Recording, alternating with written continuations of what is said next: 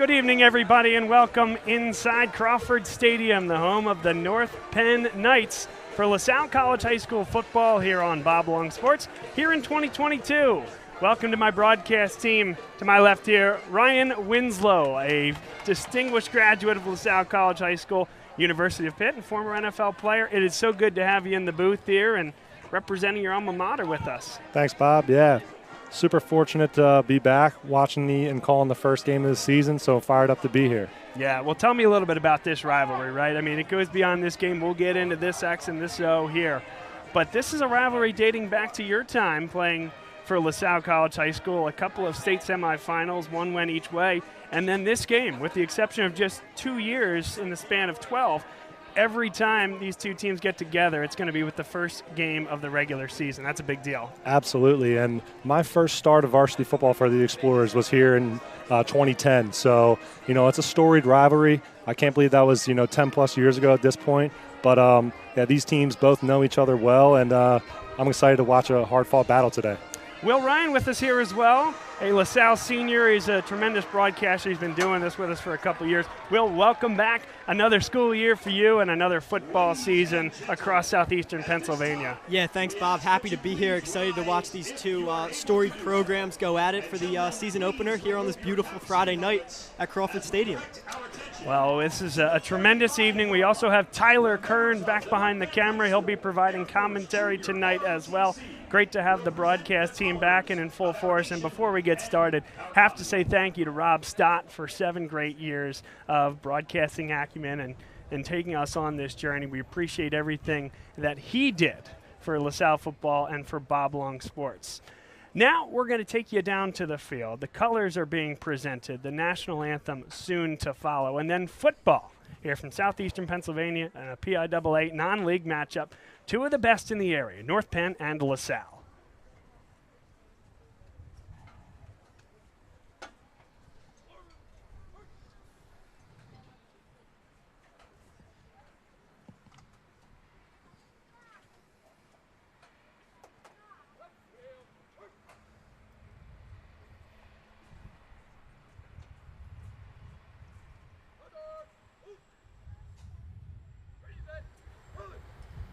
And now, please join the North Penn Marching Knights under the direction of Mr. Joe Santinello as we honor the United States of America with the playing of our national anthem.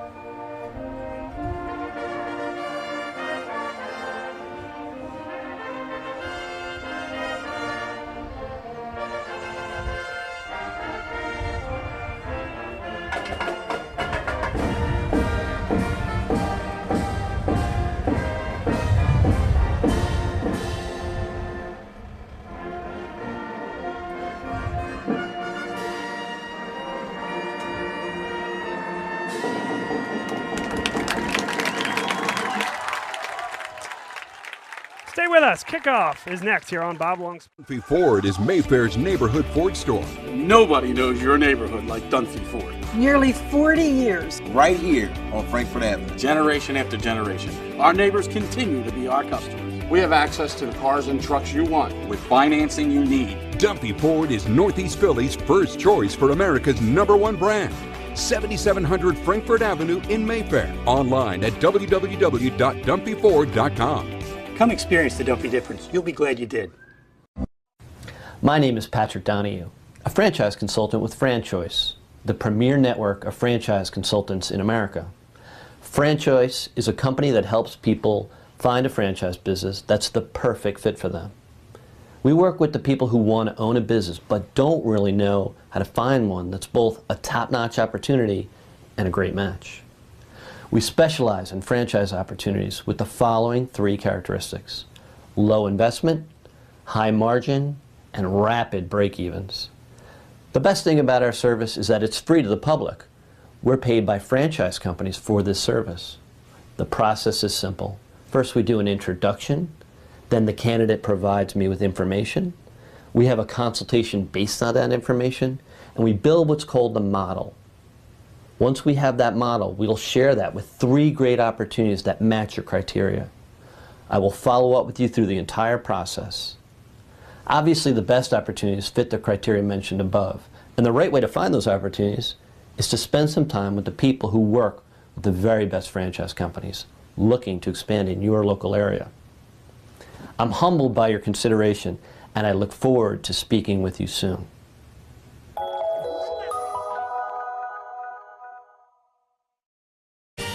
They said it couldn't be done, but somehow CCM was able to close this home in just 21 days. Carl, how'd you pull this off? Oh, hard work, dedication, grinding. Were you ever worried? Well, you know, Chloe, they pinned us in deep in the second bedroom, inspection issues, but we regrouped. Knew there was still a lot in play. Well, I'm sure the Franklins were pleasantly surprised. We got a good organization here. A lot to look forward to. Good luck with the next close.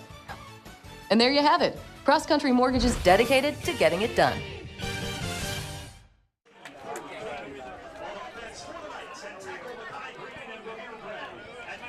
Just about ready for football here, folks. North Penn at home, dressed in white. They have blue helmets, LaSalle gold helmets with navy blue tops and the gold pants. LaSalle will receive first, and we'll get a sense for which Gavin will lead the team out on the field. We will explain. A senior quarterback and a freshman quarterback duking it out for first team reps. And we are underway. One step into the end zone, taking that one out, and that's Dolan taken down at the 14-yard line, and that's where LaSalle will start the offense. Yeah, heck of a play there by Kevin Adams, wrapping him up, stopping him at around the 15-yard line. So Gavin Sidwar, a true freshman quarterback for LaSalle. Highly sought and a fantastic player. Gavin Damon, he's been with the program for 4 years, and we'll see who gets the starting snaps. And leading the team out on the field for LaSalle is Gavin Damon. He's wearing number 7. In the backfield with him, Stevie Davis. Expect to see both Gavins play quarterback for LaSalle here. It was a tight competition all camp. And one guy that earned his spot without any shadow of a doubt is Stevie Davis. He takes it for 4.5 off tackle. 2nd down and 6. Strong run there by number 1, Stevie Davis. Punches ahead for about 4. Take that. Good first play, set the tone. He's a guy, Ryan, who was that change-up back and was extremely effective in changing up for Sam Brown last year, the Philadelphia Catholic League Red Division MVP, off playing his football at Rutgers this year. And now Stevie Davis will take on that same type of workload that Sam Brown did as the lead tailback last year. No doubt, and Davis, known as a speedy guy, but certainly a very, very physical back. And again, Davis, good moves there, gets out to the 23, maybe 24-yard line. It'll be a gain of 3 and 3rd down and about 2. First minutes of action here from Crawford Stadium. A look across the LaSalle line. Lucas Donahue, Tiernan McNichol, Andrew Brennan at center, Mike Carroll, a sophomore at 285. He'll be at right guard, and Cole Kozlowski, now a senior veteran for this team at 285. He'll be at right tackle. Speaking of the line, great initial push these first 2 plays. Let's see if they go back to the run game here. Yeah, and it's a bit more of a jumbo set here. Dunlap, the fullback, into the game. And it will be Davis again, some penetration. He bounces to the outside. That's a great block from Mike Carroll. Number 86 with the seal, allowed him to get to the edge, and first down and a lot more. Moving the chains, first drive of the game. You right love to see that. Right there, that block from Carroll, really, really nice.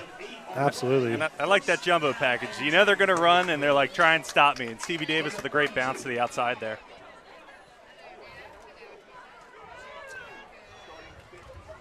Ball on the 32-yard line. And this is exactly what the doctor ordered for LaSalle. So in what was a quarterback competition all camp, guys, 3 runs, no doubt about it. Stevie Davis, the feature back. On the outside, we'll see John Koch, James Dolan, and then the 2 seniors at wide receiver, Noel Henry and Ryan Sorge. But it's another one in between the tackles for Stevie Davis. This is a North Penn defense that, again, last year struggled, right? They lost in the District 1 quarterfinals, 56-55, couldn't get a stop against Ridley. They feel much improved on the defensive side, a little bit older, a little bit more veteran, a little bit more physical. And a penalty will bring this one back. So what was a nice gain, now be 1st and 15. It was a false start against the Explorers. Yeah, and I think you saw that on the near side. I don't believe the near side receiver ever got set there. First down and 15 for LaSalle.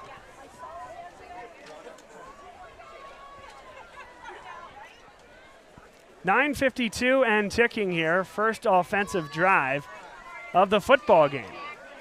It's Davis again getting back towards that initial line, and another flag comes down in the area of number 68, Lucas Donahue. Yeah, that's a hold, it looks like.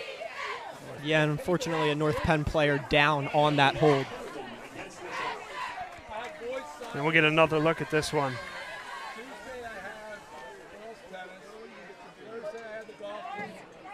Yeah, right there in the center of your screen, yeah. Donahue.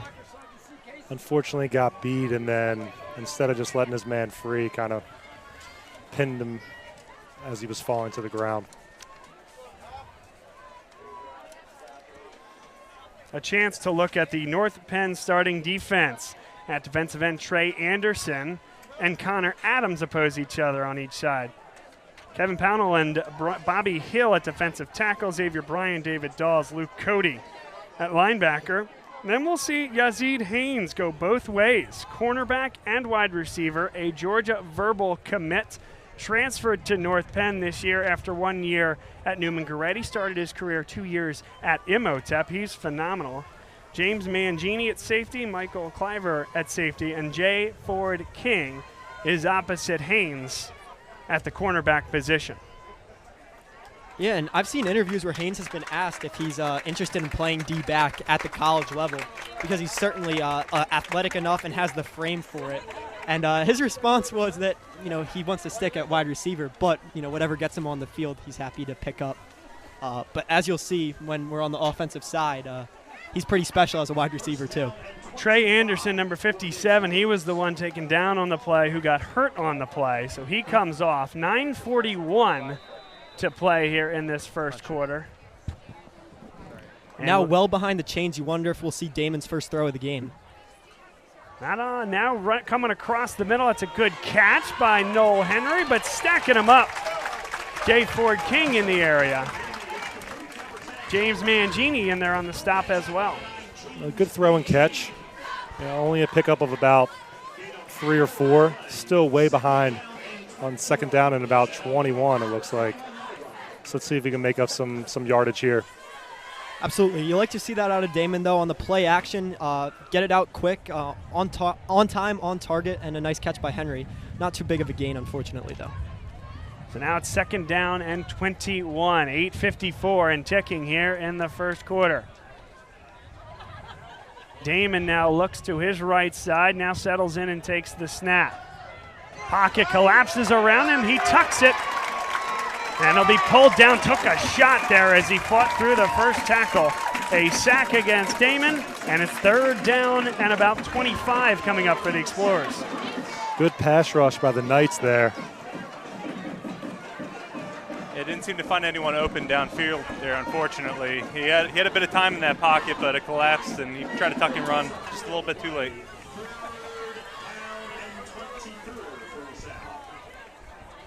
From the 18. 10 seconds on the play clock. LaSalle has yet to break the huddle. Now down to 6, and they're going to have to burn a timeout, you would think. I don't know that the sideline is aware. Double zeros on the clock, and there comes the penalty flag. And Ryan, I mean, that could be something there where you have two quarterbacks, neither of which have seen varsity action. into the gauntlet you come, that might be something that happens from time to time. Yeah, absolutely. A little bit of inexperience potentially showing. Also, I noticed they have a quarterback running over to the sideline every time to get the play call, which, takes up some time. So you have to be conscientious of that, running back to the huddle and getting the play call to the rest of the fellas. Unfortunately, the first drive seemed to be off to a good start. We'll see what happens on 3rd and long here. Yeah, and it looks like they did get the timeout off. Okay. Coach Steinmetz got in the official's ear beforehand, and as the whistles were blowing, there was a timeout called. 7:53 on the clock, and again, 3rd and 24. Now an important play call, Tyler, on the offensive side, right? Of course, you'd love to get the first down, but how do you manage this situation? Also, Santiago Sterla, who was a phenomenal punter for multiple years, he's no longer here, punting at the University of Pennsylvania. Wish him the best and hope that he's watching alongside here tonight. And so may see Andrew Park, may see Stevie Davis in those types of situations. Either way, you'd like to provide that punter with a comfortable opportunity in the first time on the field. Yeah. Absolutely. Sorry, Will, go ahead. No, I don't see any reason to take a shot here. We'll see what they come up with. Yeah, I agree. Davis, the man in motion. And Damon goes right up the middle. So it will be punting time. They got about 7 there. A little bit of breathing room for the kicker. A nice job by the North Penn defense. They take what they're given on that first defensive set. Some penalties against the Explorers, and they're going to get the football here with about 7 minutes left. Yeah, absolutely. It'll be Nick Remish back to punt. He's also the 3rd-string quarterback on your depth charts.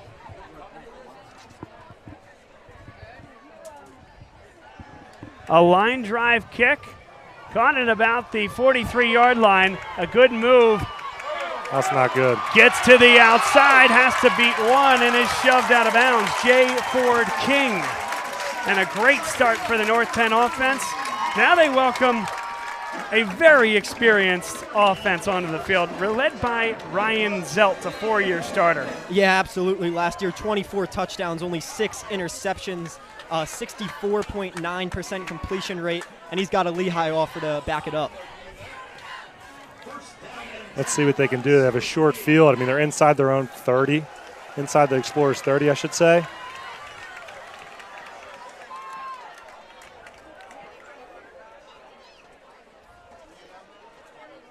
It'll be an I formation, and the give is right up the middle. LaSalle stacks it up. A nice job defensively there.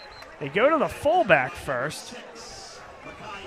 Yeah, seeing that play set up there, you think that fullback's going to be making the block, but, quick handoff, and Explorers all over that one. Mackay Cuffey took the carry.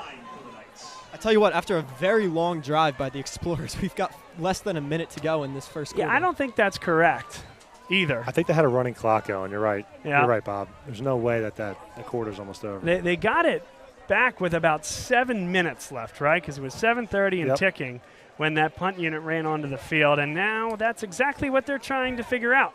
Yeah, as we pointed out, the officials are now going to talk to the booth, it looks like.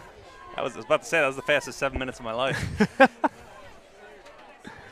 Well, good time to reach out to the folks. It is a brand new scholastic and athletic season here in 2022 and 2023.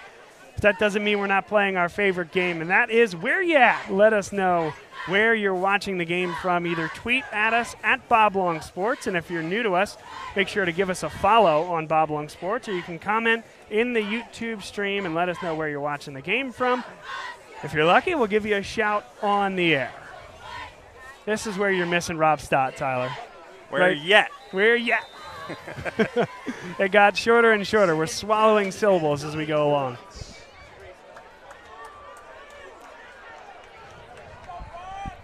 All right, so 6:30, and the clock is ticking here. 2nd and 9, Zelt, a quick out. That's a great move by Haynes. Makes another one miss, and he's to the 10-yard line. A first down for North Penn. Slippery first move by Yazid Haynes right there. Broke away from that first tackler, bounces to the outside for a solid gainer. Yeah, and if it weren't for Wakefield, he was going all the way there. Yeah, just a quick pass out there. You could tell that was his first read, and I think that move goes without saying. That he is slippery. They are excited about this kid. Dell Jackson for LaSalle. He is the lucky man who gets that matchup. Now Zelt goes under center. The give. That's a big, big running back right there. Number 24, Dave Dawes. 6'2", 240 coming in between the tackles at you. Yeah, it's not going to be one guy to bring him down. You're going to need the whole defense swarming when Dawes has the ball.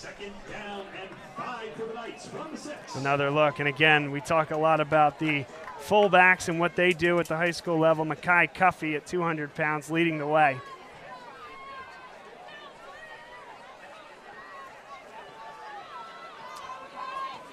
Second down and 5. They can get a first down without getting a touchdown. Zelt rolls, fires, nearly intercepted. It was right in the hands of Bobby Hill. Couldn't have asked for an easier one. Yeah, I was about to say that was not on Zelt as we take we'll take a peek at it right here. That was in the hands of Bobby Hill, and he just could not pull it in. If you look, our D-back, Dell Jackson, actually had a chance at that ball maybe. He looks like he pulled up at the last second. That's exactly right. Nearly intercepted. Okay, so a gift to the LaSalle Explorers there. Can they make it count? Third down and 5 from the 6. The give, the dive, touchdown. Touchdown, Makai Cuffey. 6-0 North Penn, 5:31 to go first quarter. Yeah, and the Knights just winning that game in all 3 phases in the first quarter there. Capitalize off that short field, that's for sure.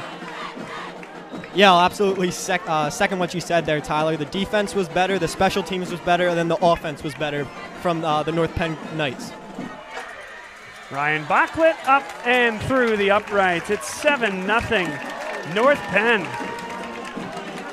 And just what the doctor ordered, Dick Beck, he's a guy who he's excited about this year's team. And you can see the folks here at North Penn are as well. Nearly capacity crowd, huge student section, and a team that remembers the bitter disappointment of that District 1 quarterfinal loss. It's probably about 70 degrees warmer today than it was that evening. And with the dawn of a new season is a new opportunity. And North Penn every year is going to be one of the best teams in the area. A heck of a first drive. Opportunity here for LaSalle now. They're going to get the ball back with 5:31 to go in this first quarter. And we'll see, will it continue to be Damon at quarterback, or will Gavin Sidwar, the freshman, get a look at any point here in this first quarter?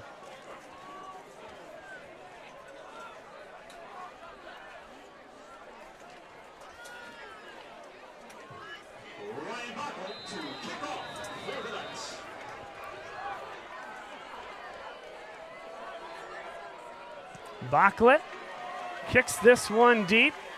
Retrieved there by Dolan at the 5. Dolan makes one miss, but right into the arm tackle at the 22-yard line, brought down by Luke Cody, the senior linebacker.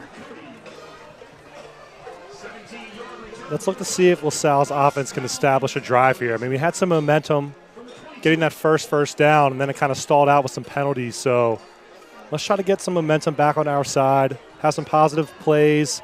Let's try to get a drive going here. Yeah, and you see on the sideline, Sidwar's warming up, but that means Damon's out for another drive.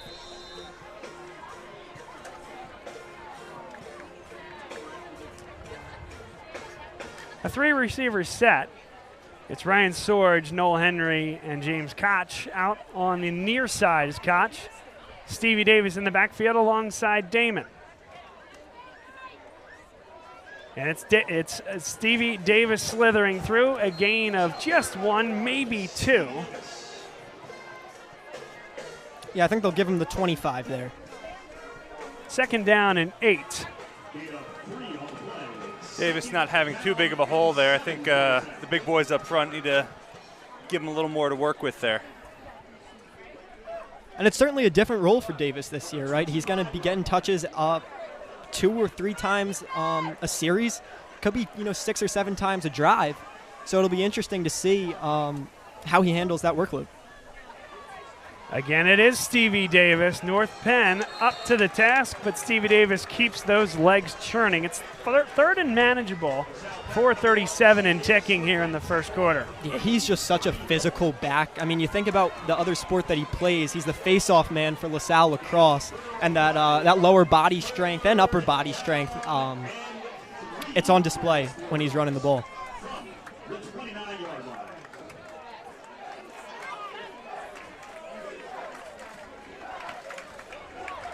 Let's see if they go to the air here. They keep the ball on the ground. Again, it's Davis. Churns forward. He might be a half yard short. Now you have a decision to make, right? Yeah. Well, they're bringing an extra big body in there. Last minute change, it looks like. Looks like they're bringing the punt unit on the field. It's still early in the game. Absolutely, and you hope this time you can maybe keep them to not as good field position. That last punt was just a line drive, and it gave them every opportunity to charge down the field. Looks like North Penn's in a safe punt situation, though. So it should just be a fair catch. Nick Remish, that's a good-looking punt. Oh, and that one hit a helmet. Recover that. It's a live football, and LaSalle is on it. That's huge.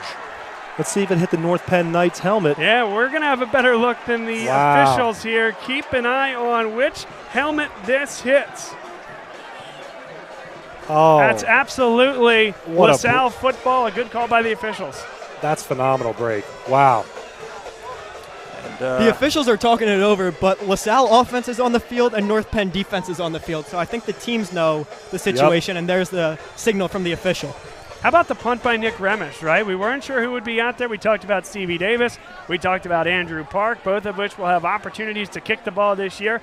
Nick Remish, the third-string quarterback, just a sophomore, a guy who's a tremendous athlete and will continue to get reps at multiple positions, a great punt. And here is the freshman, Gavin Sidwar. So he gets an opportunity starting in the red zone at the North Penn 18. Davis keeps the legs churning, and he picks up half of the yardage. Gain of 5. Yeah, Explorers really sticking to that run game early, seeing if they can wear down that defensive front quickly.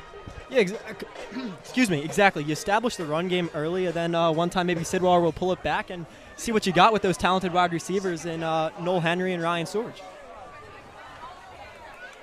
2:48 and ticking. And Ryan, you mentioned it, but the momentum swing that comes with a turnover like that. Sidwar, they'll go for the lob. What a catch. Ryan Sorge, one-on-one, and Sidwar trusted his receiver. That's just a great back shoulder ball by the freshman in his first drive and his first varsity action. Let's see him just put this in the only spot where his receiver can make a play. And he high points the football. Sorge, what a play. That's just a phenomenal pitch and catch by the freshman. Yeah, absolutely. And first career varsity football throw, touchdown. And finding the veteran senior Ryan Sorge, who we know what he can do. You can tell they worked on that one in 7-on-7s in 2 days. That wasn't their first catch and pass like that. And how about them going right at Hines? Andrew Park was in. The kick was blocked. Looked like there might have been movement on the line as well, but they got back on side. And Park couldn't get it high enough, so it's 7-6 North Penn, but LaSalle with quite a response after a couple of tough drives and then found a little bit of a break with a North Penn helmet on the punt. Gavin Sidwar, what a start for him. Sometimes that's all you need. The Explorers looked a little flat on that first drive, got a bit of a break with that punt, and sometimes that's all it takes. Yeah, absolutely. And as Ryan can, I'm sure, speak to this, but the value of special teams, right? A bad special teams play to start the game, push us back to the 15-yard line to start.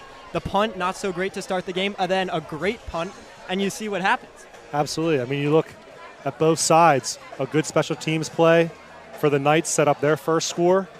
And then a fortunate special teams play for the Explorers set up our first touchdown. So obviously the impact of special teams is showing itself, early on in the first quarter here. And speaking of special teams, Stevie Davis on for the kickoff.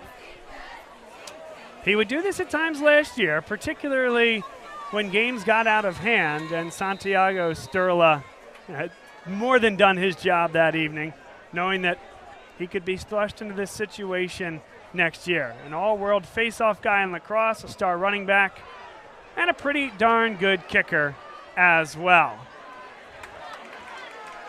And LaSalle has that strung out really well. Great play. Really nice play by the Explorers, number 39, Chris Filippo. And Chris is a transfer as a sophomore. His first year with LaSalle, his brother Mike starts on the defensive side of the ball. The Mike linebacker, signal caller for the Explorers. The Filippo is a welcome addition. Absolutely, and not just Filippo on that play, but also that was Koch on the outside, made sure that the North Penn Knight knew that he couldn't get to the outside and allowed Filippo to chase him down. First quarter proving to be a tale of special teams so far. 2:26 to play in the first quarter. Now Zelt, for the first time, snapping the ball on his side of midfield. And LaSalle strings that one out very well. Number 5, Matt Wills, wore number 43 last year, and anytime these upperclassmen can get into those single digits, I know Tyler and Ryan, you guys know what that's all about. Nice opportunity for him wearing number 5. Some greats before him have worn that number. Yeah, and you want to talk about another guy who's all-world at lacrosse, a 5-star defenseman, is Matty Wills. A quick look at the defense on the front four: Sam Ross, Daryl Dengoy, TJ Belay, and Kieran Campbell. In the linebacking core, Matt Wills, you just saw him, Mike Filippo, and Sean McFadden. In the secondary, Dale Jackson, Carson Wakefield, Matt Mitchell, Mackay Johnson. There is Dengoy. He gets his first sack of the season. And a guy that everybody thinks might just be, on any given day, the best defensive player in the Philadelphia Catholic League. And oh man, does he play with some swagger. I mean, he gets into your backfield, and he'll let you know about it too. The future Duke. Yeah, he's been a beast for the last couple of years, and North Penn has to be careful of ball security there. That ball was way out. By the way, Will's talking about the future James Madison Duke. 1:36 to go first quarter. 3rd down and 12. Empty set. Zelt drops straight back. Pressure around him. He scrambles and lobs it forward. What a play. Zelt makes it happen with his legs. Lets it go with his arm. James Mangini makes the catch. And I might have been a little behind on that one, Bob. Sorry about that. But that's just great patience from the quarterback. You know, acting like he's going to make a run for it. Basically forcing his man to be open, making that defender make a choice. And as you can see, toss it over his head there. And Tyler, what impresses me even more is the field awareness. The chains are on the other side. He can't see the line of scrimmage there. He knows where the line of scrimmage. That's a 4-year starter showing his football IQ. He definitely does. Got a little vest swag going. I like it.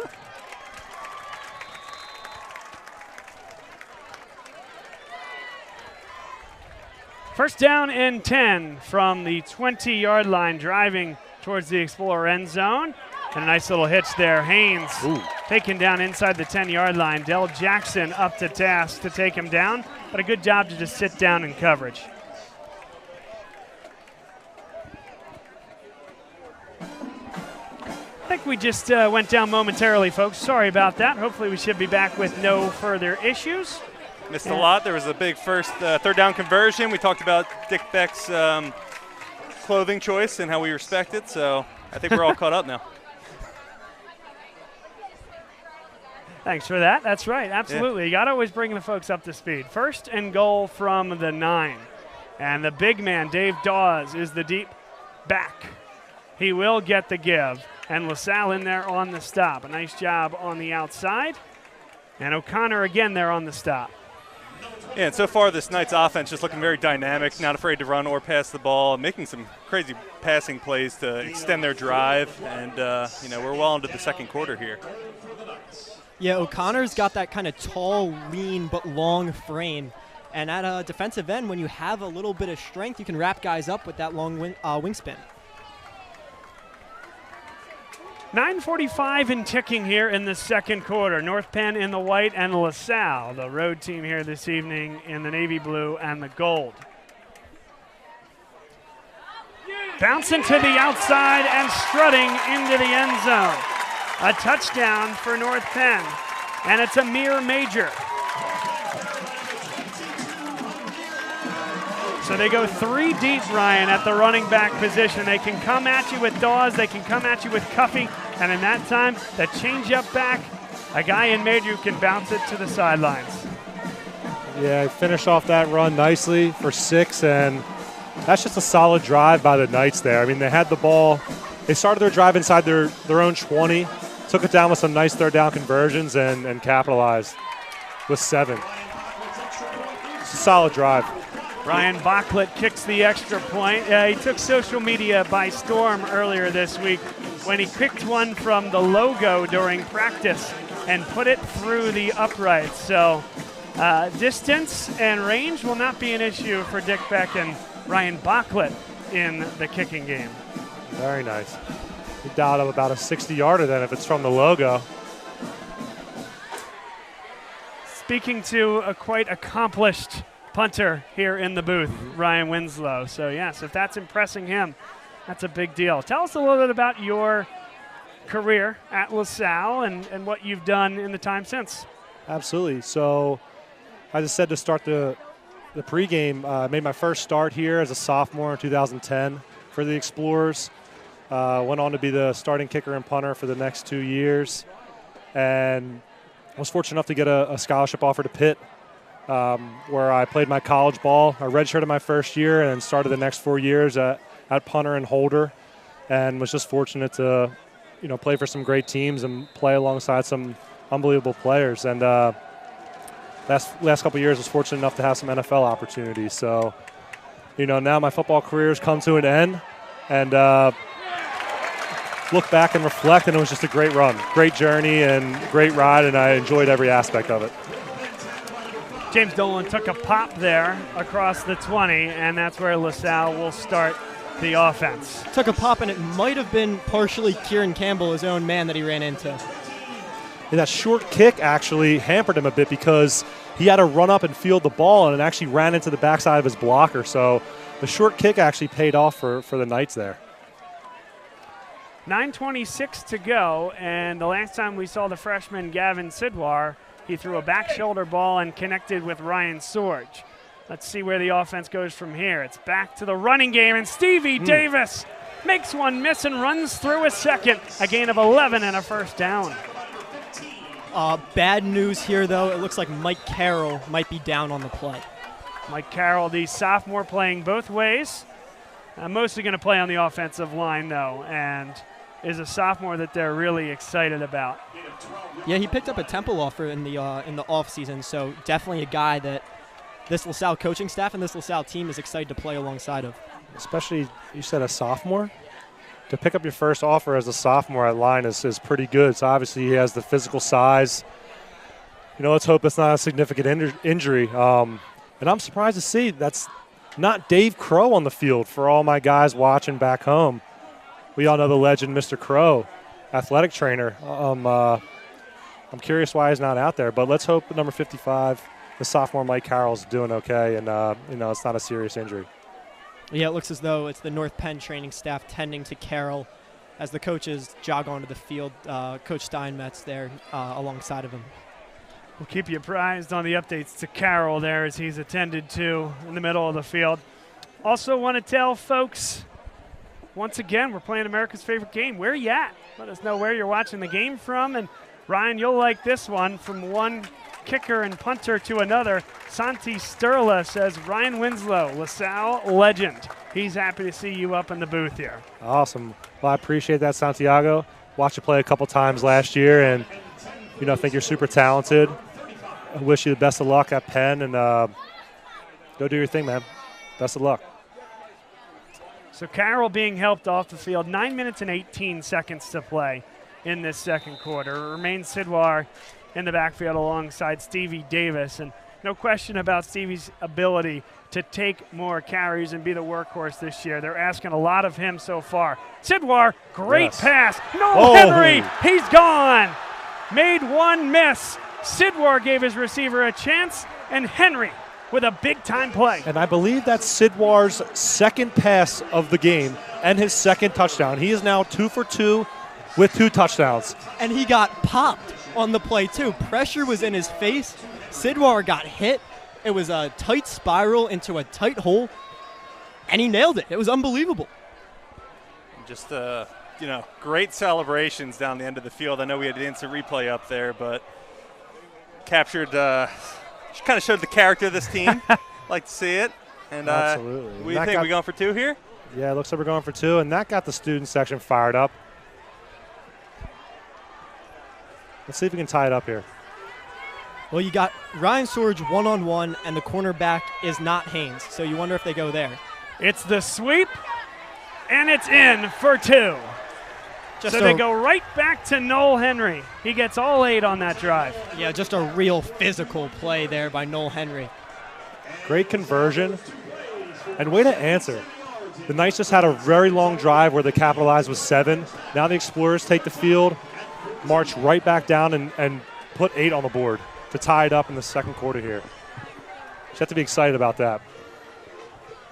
Yeah, just a great answer. Suddenly the Explorers' passing offense looking a lot more dynamic as well. It's going to be an offensive battle, I think, today. And pardon me if you said this already. I had my headphones off for just a second. But because that's technically a pass there, right, a pass forward, that's 2 touchdowns and, of course, a conversion on 2 points. 3 for 3 for Gavin Sidwar. Yeah, you have to like what you see out of your freshman quarterback. I mean, a freshman playing on the road against North Penn in his first ever varsity action. He comes out, provides a spark you need. He's 3 for 3 with 2 touchdowns and a 2-point conversion. I mean, I don't want to, assume things, but you have to assume that he's going to be the guy going forward the rest of the game with the spark he's provided and the productions he's had so far. Stevie Davis blasts one, and that'll get all the way into the end zone, so Haynes won't have a shot. Well, LaSalle, they've done it with the big plays. North Penn has had more sustained offensive success, there's no doubt about it, but a key special teams miscue by North Penn set up LaSalle in the red zone. 1 pass, 1 touchdown for Sidwar there. And then a big-time throw and catch and a nice job on the discard by Noel Henry to chase it all the way into the end zone for 6. Yeah, no doubt. 2 very equal teams as of right now. I think it's going to come down to time of possession and that little special teams spark that we saw from both sides. I tell you what, the other thing about Sidwar that you're just kind of naturally impressed by is his 6'2" frame. I mean, he's a pretty big boy back there, and he'll grow into that frame over his 4 years, but what a special talent. Zelt, and this is the give to Cuffey. Nice gain there, gets about 9. Yeah, that was a real impressive job by North Penn's offensive line there. That was a pretty darn big hole, and Cuffey just took what was given to him and got a nice gain of 9 there. And we'll keep an eye on the LaSalle defensive line of number 55, Mike Carroll's. You're not able to return. See if North Penn sticks to the ground game and tries to capitalize off him being out. Makai Johnson comes up towards the line from his safety position, and they fell asleep. A little bit of zone, and North Penn took advantage. Really, really nice job. That snap was just a bit off center. He caught that with one hand. We'll see. I don't think we captured it in the instant replay, but that was just an impressive play by the quarterback and heads-up play by the receiver getting open. That was, and he threw a tight spiral on that out. You can see why he's had the production he's had over his high school career and why he has a Lehigh offer. That ball had some zip on it and looked like a college throw, in my opinion. I think you're the only one qualified to say that here, Ryan. Yeah, I've seen some quarterback play over my football career. Congrats to your boy Kenny Pickett, by the way. That's right. And now Zelt takes off with it, using his legs. He's put on about 20 pounds in the offseason, and we were told He's now going to get in between the tackles a little bit, run some delay draws, and get it going with his feet. He does so there. Yeah, he's listed at 6'4", 205, and he's all of 6'4", 205. I mean, he's a pretty darn big boy, and you saw that on that run.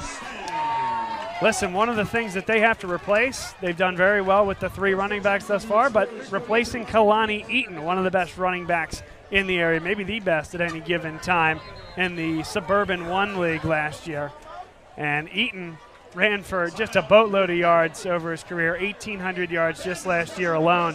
So, again, that 3-headed monster plus having a guy in the quarterback, Ryan Zelt, who can take off and get some yards. That's going to be important in replacing the production. Yeah, you speak to the dual option. He's at 120 all-purpose yards. Quick shout-out to Brendan Olimpo, who's been providing us with some stats today.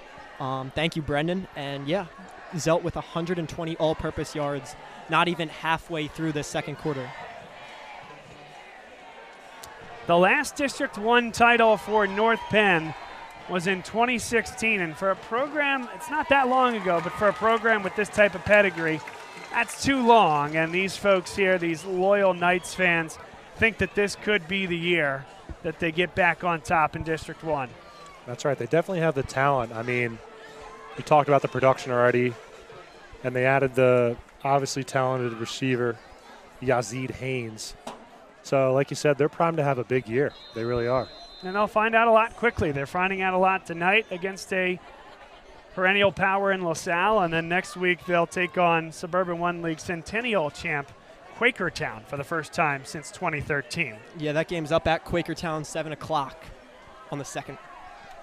And a botched snap, he picks it up. Whistles come down, as does a flag.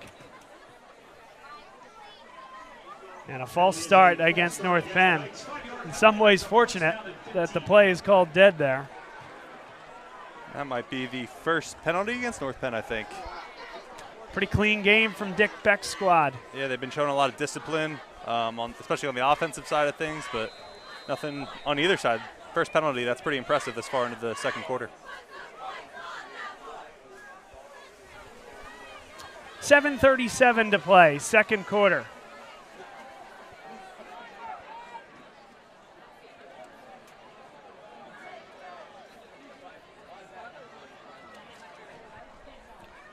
Empty setback for North Penn. A lot of time as he delivers over the middle. McFadden hangs in there and makes the play on Haynes. Beg your pardon, that's not Haynes, it's number 28. Amir Major took the catch there. So Major wearing 22, Haynes wearing 23. They're both shifty and elusive, and a heck of a job by McFadden to bring him down with the one arm. That was a nice gainer there on first down after the penalty. You made that penalty up and some. Now it's 2nd and short. Need to get a stop for the Explorers here. 2nd down and 5.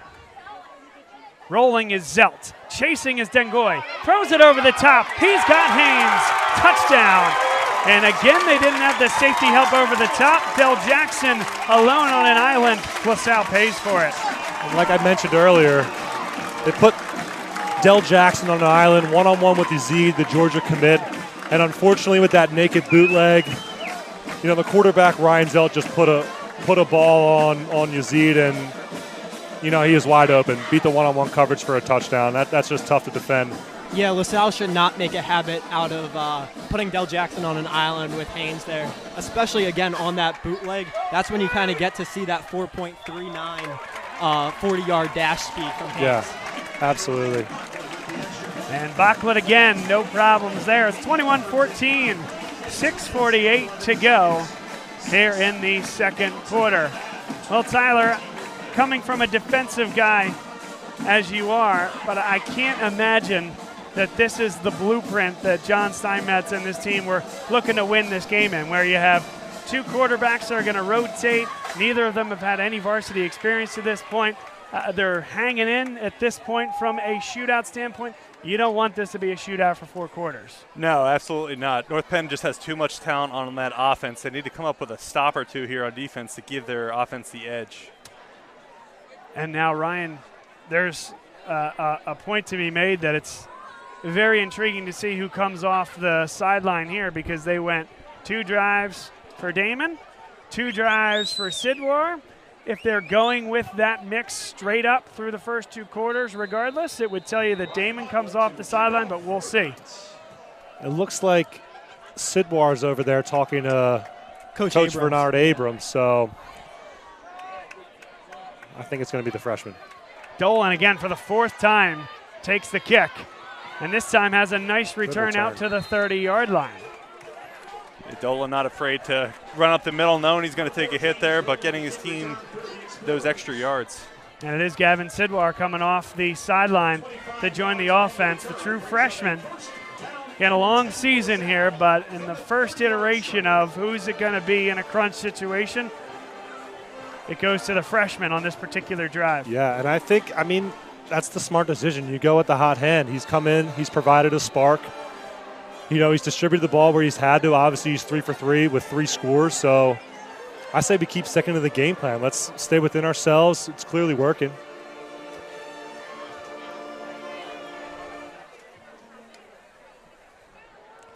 Davis makes 1 miss and keeps churning the legs. Gain of about 7. Super impressive. I thought the timing was off there. There was a huge hole to the right that Davis saw, but it closed up a little too quickly there. But regardless, he churns his legs and gets 7 to 8 yards out of that. Yeah, if you're popping off 7 to 8 yard chunks on first down, that's what you need to have sustained drives. And like Bob said earlier, we need to keep our offense on the field for sustained drives. 6:02 to go, halfway home here in the second quarter. And with that run, Davis now over 50 yards for the game. He's got a lot more than that as he gains 5 for the first down. Nicely done by Stevie Davis. And again, that's going to give more time for Gavin Sidwar in protection as well. Can't just pin the ears back on the defensive line with Davis performing the way he is. Absolutely. It looks like number 55, Mike Carroll, who was hurt earlier, looks like he's back out there. And LaSalle's O-line is getting a great push up front. They're really knocking back the Knights' front 4. 1st and 10, 5:29 and ticking in the second quarter. It is Gavin Sidwar in the shotgun. Hands it to Davis, makes another one miss. So you can't argue with some of the penetration that North Penn is getting, but it's only a one-on-one situation, Ryan, and Stevie Davis right now up to task getting by that one guy. Yeah, Stevie Davis, another LaSalle lacrosse player who's also a great football player. Go back to when I played, we had Kevin Forster, we had Sean Coleman, 2 absolute studs for us. And that's honestly what LaSalle's about, having multiple sport athletes who are tremendous at their respective sports. I like the way number 1 runs the football. John McSorley checks into the game for his first opportunity. And he gets the touch, falls forward, got about halfway there. It's 2nd down, now 3rd down and 1. And you know what? It goes down as a 1-yard gain, but there was a lot of penetration in that backfield there. He did well to get a 1-yard gain. And that's the one thing I've noticed so far about Stevie Davis this whole game. He gets hit, and he gets anywhere from 3 to 5 yards after that hit. So that's right, and in that case, the understudy learned well from the teacher. 3rd down and 1. Got to imagine you're in 4th down territory here. Maybe take a shot. Yeah, he got swords one-on-one. You probably like that look. Trips on the near side. Davis has it.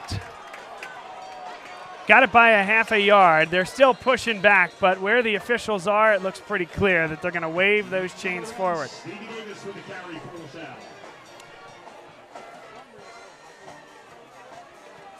And we keep saying it, but LaSalle with a sustained drive so far, eating up that clock, keeping that North Penn offense off of the field.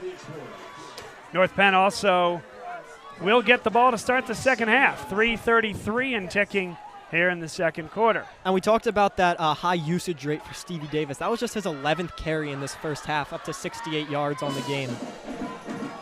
It's a lot of carries for a high school football running back. Now they take the shot for Sorge. Oh, what a catch. Waiting for the call. No, what? That's a catch. One has no catch, and that will overrule. Review the tape. Tough to tell. Close. Tough to tell. Ball floated a little bit towards the sideline. Tell you what, if you're going to miss, though, that's the place to miss rather than missing to the center of the field. Gave his receiver a chance.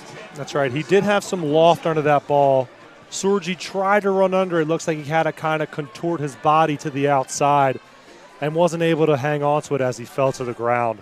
Would have been a nice gainer. Yeah, regardless, great ball tracking there and, put up a good effort. Yeah, again, and it's the right play from Sidwar there. There was pressure. He saw a man open and put it in a spot where only his guy could get it. Got the snap off just in time. Stevie Davis to the second level. Nice job blocking down the field, and Stevie Davis is inside the 20. John Koch, love wide receiver blocks down the field, and Koch laid a great one. Yeah, what a beast. Stevie's been great on the inside, but when he bounces outside, he just needs to make one man miss, and he's off to the races, as we see there. Yeah, number 1, Stevie Davis, looking like a young Timmy Wade out there. Ooh, that's high praise. Smaller back, low center of gravity, but just a high motor. An absolute workhorse. That comparison has been made, Ryan. Okay. Yeah. Well, I can see. Well, yeah, I can see it.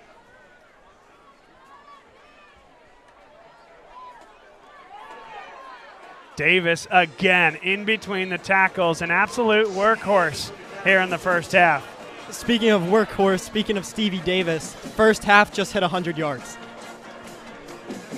Yeah. Brendan Olimpo, my man, killing it with the stats. Great to have some student help here on the broadcast. Will and Brendan doing an excellent job, both of you guys. Second down, 4 yards to go. 2 minutes and 12 seconds to go here in this first half. Davis again, this time met at the line, dives forward for a gain of 1. Third down and 3. Bear in mind, it would be in the area of a 30-yard field goal, maybe a touch less from right here if they don't get it. And they didn't have a ton of trust in that kicking game with that second extra point. They went for the tie very early, Ryan, so this may be 4-down territory here as well. Let's see what happens on this 3rd and short. See if Sidwar airs it out again. Jumbo package. Sweep for Davis. Davis turns on the Jets, and he looks like he has enough for a first down. Man, real impressed there by both Colin Dunlap and number 86, Mike Martino, 2 seniors. Great blocks on the right side. Great blocks on that toss. Stevie Davis looks a little slow getting back to the huddle, though. Mike Martino, also student council president of the school. Tight end on the field, and then the president in the classroom.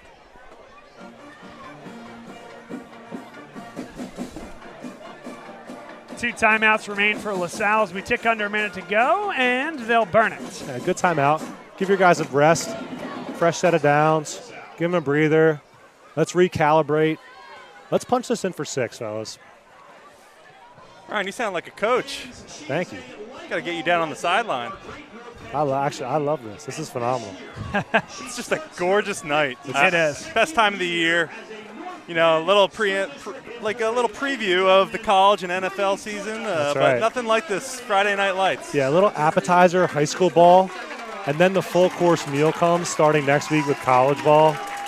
I did shout out my Pitt Panthers. They're playing in the backyard brawl against West Virginia next Thursday night at Heinz Field. It's going to be a crazy atmosphere. So I'm fired up for that. College game day, too. College game day, that's right. Just got word from Brendan Olimpo. Stevie's a little over 7 yards per carry in this first half. That's okay. That'll work. Yeah, that plays. And he's only a junior. He's shown flashes since his freshman year. It was always overshadowed. Not overshadowed, but obviously he didn't get as much touches just due to the sheer amount of talent this team had. But sure, it's great seeing Stevie being a premier back. Yeah, and when you think about those teams in the years past, it wasn't just Sam Brown and Stevie Davis, but you also had guys like E.J. Wentz and Dom Martin who would get touches as well. So it wasn't like Stevie was getting the predominant amount of secondary touches, but there were other guys taking carries as well. 58 seconds remain. It's first down and goal from the 8. And it remains Sidwar in the shotgun, a Stevie Davis-led drive. Sidwar now rolls, throws, Good caught. ball. And that's a heck of a defensive play to keep him out of the end zone, but Ryan Sorge makes the catch, made himself available. And look for a little hurry up here. It looked like Sidwar was making his way towards the the sideline, and the coaching staff said keep it going. So here we go. It's an interesting call seeing that replay, too. It looks like he rolled out of bounds, but now they throw the lob. That's a great defensive play. Third down and goal from the 4. I like the quick pass, though. You stop the clock, 30 seconds left. You got two more tries at this. Yeah, it was Skro versus Sorge, and Skro won, but it was great defense and not a bad ball again. That's a ball that only Sorge can get. That's not going to be intercepted. And when you can eliminate turnover opportunities like that, that's when you can tell that you've got a good quarterback on your hands. Yeah, great point there. North Penn's side getting fired up here with a little foot stompage. You sense the importance of this play. 6 seconds on the play clock, 30 seconds left in the half. They go to Stevie. Stevie Davis taken down from behind at the 3. Now LaSalle may let this tick on down. They have one timeout remaining. They may look to just take one more play. Yep, let it run down. Let's see. I'm curious if they're going to try for 3 here, or if they're going to keep the offense on the field. Yeah, I think the confidence level is not high enough to go for 3 here in that kicking unit. Additionally, you have a very talented North Penn defense. I know that LaSalle has kind of worn them down on this drive. Still a freshman quarterback, if that's what they're going with. How many times are you going to get down this close? That's the right. question. And it looks like they are sending the kicker out on the field, though. I see number 98, Andrew Park, out there. That's to exactly try. right. It looks like it's going to be about a 20-yarder. My first varsity action, I didn't kick a field goal until the state semifinals against North Penn. We went the entire season without attempting one field goal. And then in the biggest game of the year, to go to the state championship, DG throws me out there for a field goal. Let's see if Park can capitalize. I think he's got it. Park, there he up is. And good. Never a doubt on that one. That looked really good off the foot. Got it elevated quickly. Really solid contact. And it's 21-17. North Penn leads heading to the half. Absolutely. Way to get points there on that last drive before halftime. We can go into the locker room with some momentum, look to come out in the second half firing on all cylinders. It's been a great game so far. Doesn't get much better than this, boys. Thanks to our sponsors, the Station Tap House, run by the Wade family. It's right there in Doylestown, right at the end of the Lansdale-Doylestown train line. It's a great spot to watch the big game, to have a wonderful, whether it's an anniversary dinner or a party with family and friends. They got a great back room there. It's clean. They got a ton of great drinks on tap. It's a great place to be. We appreciate them and their support of us. Additionally, next play basketball, run by Ryan Ansel and Matt Paul. They run great AAU basketball programs for folks looking to take their games to the next level. Visit them on Facebook, visit their website, and see how you can get signed up today for AAU basketball. They serve all levels, both boys and girls. They do a great job, and they're the premier program, and we appreciate them being involved with us here at Bob Long Sports. All right, stay with us, folks. It is halftime, and we'll be back shortly for the second half here on Bob Long Sports. It's time for your business to renew your lease. Or perhaps you're right-sizing or relocating. This can be an exciting time, but it's also a major project to undertake. Hundreds of decisions to make, some of which may impact your business for the next decade. You know you need an expert on your side from start to finish. What if this expert had no conflicts of interest, no landlords to answer to, and a fiduciary responsibility to work solely in your best interest? Someone who knows the questions to ask, the levers to pull, the pitfalls to avoid. Enter the experts at Gola Corporate Real Estate. They've seen it all over the course of thousands of transactions in dozens of industries. Gola gets it. And what if those experts came with a team? subject matter experts to manage everything that comes with this process.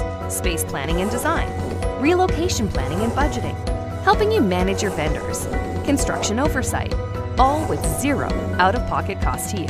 A turnkey experience that adds real value, value that flows right to your bottom line. Gola gets it. We've been partnering with clients like you for over 40 years, and we know what's important: solving problems, creating flexibility, protecting and stretching your dollars. Philadelphia-based with a national presence. Get to know Gola. Gola gets it.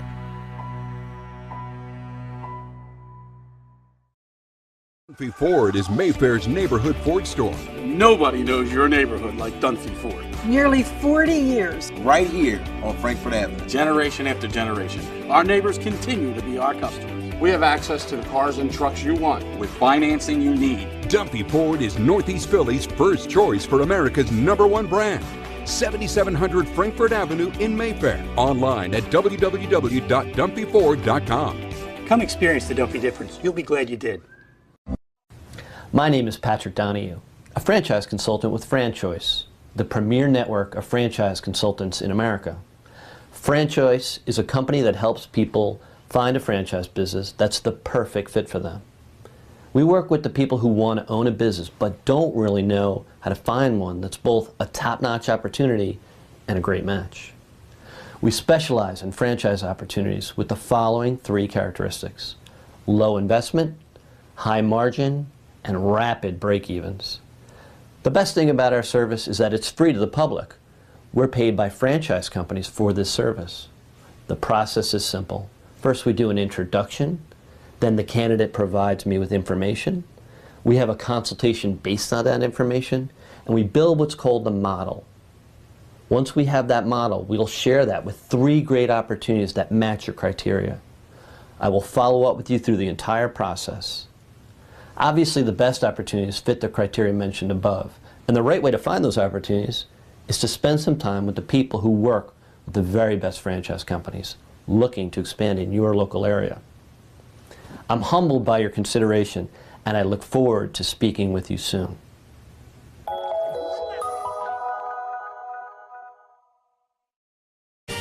They said it couldn't be done, but somehow CCM was able to close this home in just 21 days. Carl, how'd you pull this off? Oh, hard work, dedication, grinding. Were you ever worried? Well, you know, Chloe, they pinned us in deep in the second bedroom, inspection issues, but we regrouped. Knew there was still a lot in play.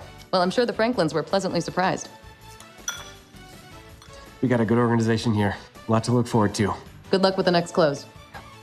And there you have it. Cross Country Mortgage is dedicated to getting it done.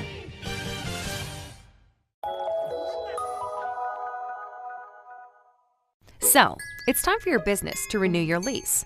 Or perhaps you're right-sizing or relocating. This can be an exciting time, but it's also a major project to undertake. Hundreds of decisions to make, some of which may impact your business for the next decade. You know you need an expert on your side from start to finish.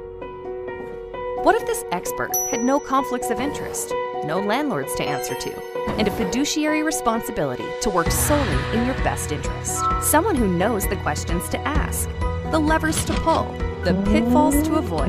Enter the experts at Gola Corporate Real Estate. They've seen it all over the course of thousands of transactions in dozens of industries. Gola gets it. And what if those experts came with a team?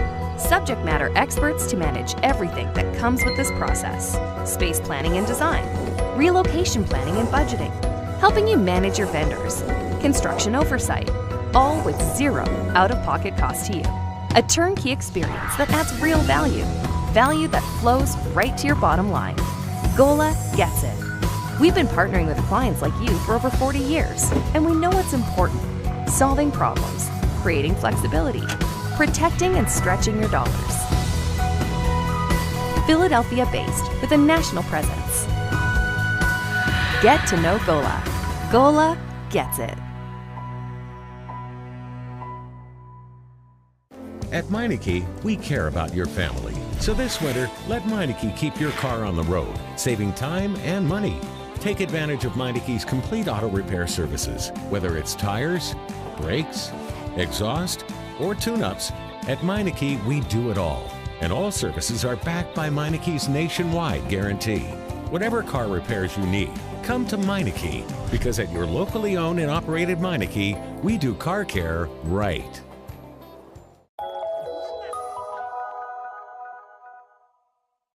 What does this win mean? Been with the family for a long time. With our team chemistry, it was bound to happen. Just close, baby! Such a big win from Cross Country Mortgage. Dedicated to getting it done.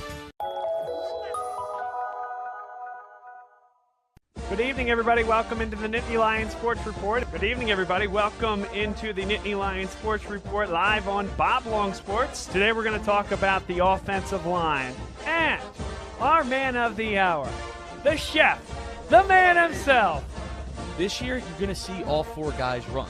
They all bring a different style. The quarterback is going to read the defensive end's eyes and make a determination. Am I going to keep this football or am I going to hand it off to the running back? And that is generally the point of the RPO. Look who we have. We have Chris Berangeli, our guest picker for the evening.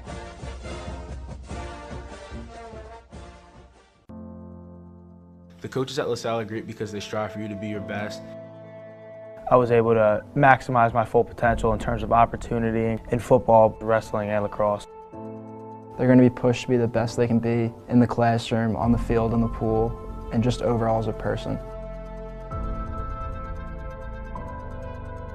Student first, athlete second. Before you have success on the field, you have to have success in the classroom so you can be on the field. One thing I think makes LaSalle Athletics stand out are the facilities that we have.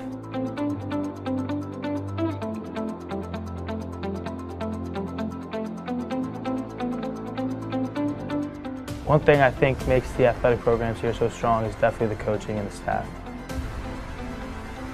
I think I've improved as a competitor here at LaSalle because I'm always being pushed by coaches and by my peers. Seeing my peers work hard makes me want to work harder as well.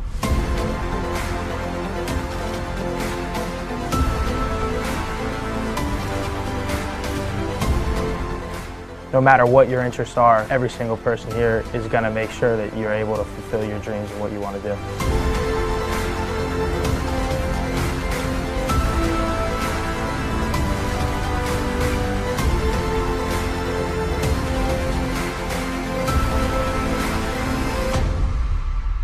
What allows us to keep winning is just our really strong sense of tradition and pride. We know that 30 years before us they won the PCL, so we're going to go out there and we're going to do our best to succeed like the guys before us did. What does your character look like? Does it bounce back after each setback? Does it stand out by standing up? Does it make good on good intentions? Character is invisible until it's not. Only through action will the world know what it's made of, what you're made of. Find out how you can strengthen the character of your community alongside empowered veterans and families of the fallen at travismanion.org. I say that LaSalle fuels my passion because it has such great programs with what I'm interested in. LaSalle affords you the opportunity to get involved in as much as you possibly want to. There's tons of different clubs and activities with any different interest you could have. No matter what you're doing, you'll be supported by your peers, and LaSalle will become a place that you love to go to and you will want to go to every day. I think it was pretty easy to make friends. I feel like the most friends I made came through my extracurriculars. What I love about LaSalle is you could make relationships with other people by getting out of your comfort zone. That's what LaSalle really teaches us, to be open and be open to meeting new people. You're always going to gain something from clubs. Even if you find out that that club isn't for you, you're still going to pull something away from it, come out with new friends, have new connections. Getting involved definitely helps you meet new people. You want to come to LaSalle because you want to be able to explore. You want to be able to try a number of different opportunities we have to offer here. You're going to really discover what it means to be not only a LaSalle gentleman, but also develop your own passions and have all these different opportunities to try things that you might not have had otherwise.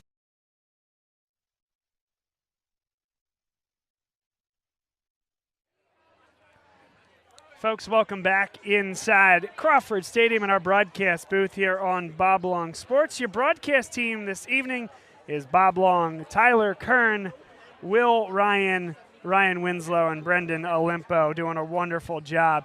It's been a heck of a game thus far. North Penn 21, LaSalle 17. It has been the coming out party of Gavin Sidwar, the freshman quarterback for LaSalle. A very long drive that ended the second quarter. Ryan Zelt and company, they're 3 for 3, believe it or not, on the offensive side of the ball.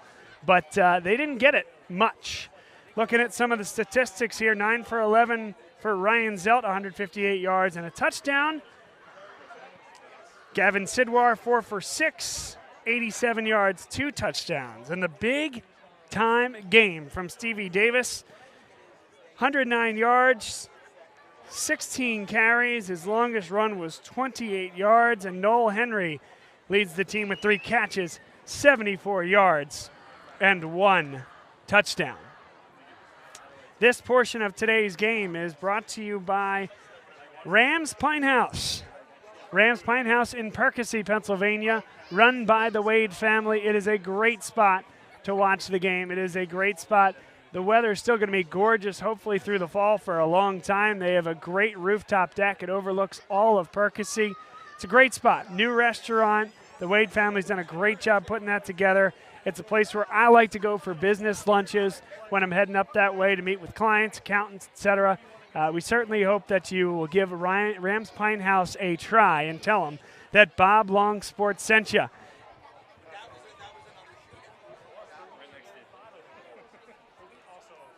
Also want to give a shout out to CJO Design and Construction. They do a great job with hardscapes. They do a wonderful job with landscaping. They can help you on the residential side or the business side. In fact, my wife and I right now are thinking about doing a job in the backyard, and we would love to give CJO that business. They do a great job. You can go to their website, see the work that they do. But if they come out and give you a quote, you know that they're going to do a professional job. We appreciate Chad Ormond and his sponsorship of Bob Long Sports, and we hope that as you're looking to get into the fall and get that lawn ready for spring, maybe do that big hardscape project, that you'll give CJO Design and Construction a call. A little more than 2 minutes until we begin the second half here on Bob Long Sports. Stay with us, and we'll be right back. Dunphy Ford is Mayfair's neighborhood Ford store. Nobody knows your neighborhood like Dunphy Ford. Nearly 40 years. Right here on Frankfort Avenue. Generation after generation. Our neighbors continue to be our customers. We have access to the cars and trucks you want with financing you need. Dunphy Ford is Northeast Philly's first choice for America's #1 brand. 7700 Frankfort Avenue in Mayfair. Online at www.dunphyford.com. Come experience the Dunphy difference. You'll be glad you did. My name is Patrick Donahue, a franchise consultant with FranChoice, the premier network of franchise consultants in America. FranChoice is a company that helps people find a franchise business that's the perfect fit for them. We work with the people who want to own a business but don't really know how to find one that's both a top-notch opportunity and a great match. We specialize in franchise opportunities with the following 3 characteristics: low investment, high margin, and rapid break-evens. The best thing about our service is that it's free to the public. We're paid by franchise companies for this service. The process is simple. First, we do an introduction. Then the candidate provides me with information.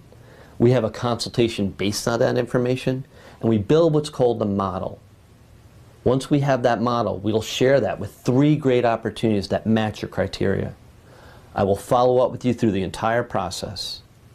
Obviously, the best opportunities fit the criteria mentioned above, and the right way to find those opportunities is to spend some time with the people who work with the very best franchise companies looking to expand in your local area. I'm humbled by your consideration, and I look forward to speaking with you soon.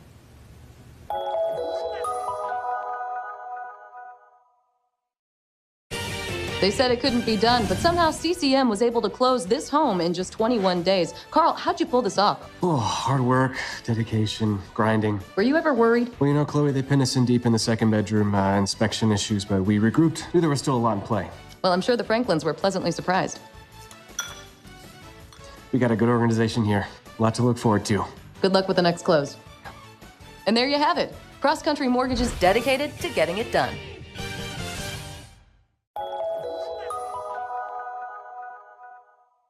So, it's time for your business to renew your lease. Or perhaps you're right-sizing or relocating. This can be an exciting time, but it's also a major project to undertake. Hundreds of decisions to make, some of which may impact your business for the next decade. You know you need an expert on your side from start to finish. What if this expert had no conflicts of interest, no landlords to answer to, and a fiduciary responsibility to work solely in your best interest? Someone who knows the questions to ask, the levers to pull, the pitfalls to avoid. Enter the experts at Gola Corporate Real Estate. They've seen it all over the course of thousands of transactions in dozens of industries. Gola gets it. And what if those experts came with a team? Subject matter experts to manage everything that comes with this process. Space planning and design, relocation planning and budgeting, helping you manage your vendors, construction oversight, all with zero out-of-pocket cost to you. A turnkey experience that adds real value, value that flows right to your bottom line. Gola gets it. We've been partnering with clients like you for over 40 years, and we know what's important: solving problems, creating flexibility, protecting and stretching your dollars. Philadelphia-based with a national presence. Get to know Gola. Gola gets it. At Meineke, we care about your family. So this winter, let Meineke keep your car on the road, saving time and money. Take advantage of Meineke's complete auto repair services, whether it's tires, brakes, exhaust, or tune-ups. At Meineke, we do it all. And all services are backed by Meineke's nationwide guarantee. Whatever car repairs you need, come to Meineke, because at your locally owned and operated Meineke, we do car care right.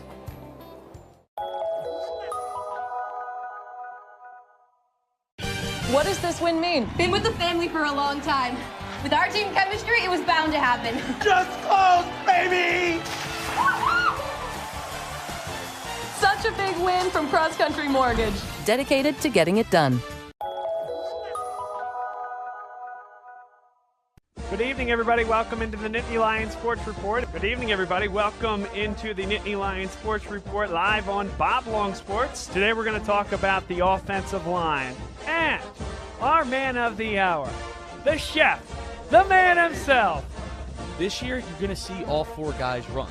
They all bring a different style. The quarterback is going to read the defensive end's eyes and make a determination. Am I going to keep this football or am I going to hand it off to the running back? And that is generally the point of the RPO. Look who we have. We have Chris Perangeli, our guest picker for the evening.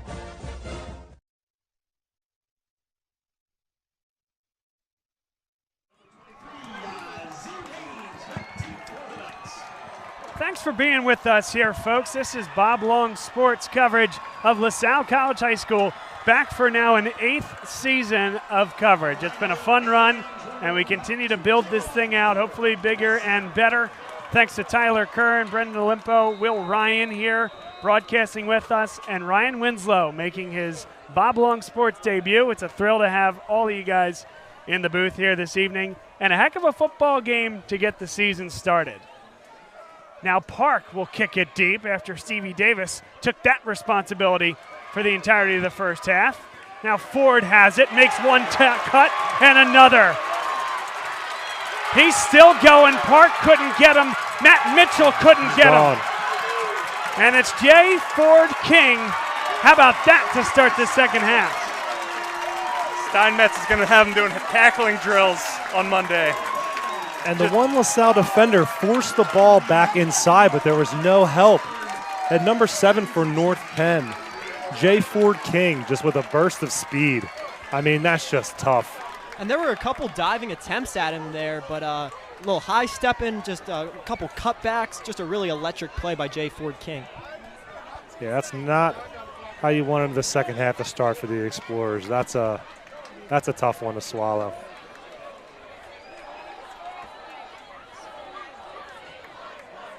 No penalties either. You know, normally on returns, I like to look back downfield and see if there's any flags. Usually that's on the return team, but I'm not seeing any. I think that 6 is going to stand. Yeah, and it wasn't a terrible kick by Park. You know, out to the 10. It yeah, had it had some air under it. The coverage team was there, just Jay Ford King didn't really care. No, and the ball was kicked to the right hash, and he took it across the field and just hit the seam, and there were no LaSalle defenders there. He made a couple guys miss, and that's a house call. Yazid Haynes, if I'm looking correctly, I believe that's number 23 being helped off the field. And that was certainly behind the play. He ended up at the back of the end zone, right next to the uprights. I don't know how that got to that point and how and when he pulled up or got hurt. Had a shoe off, now he's back up and walking off the sideline. We'll keep an eye and see if he gets his way back onto the field.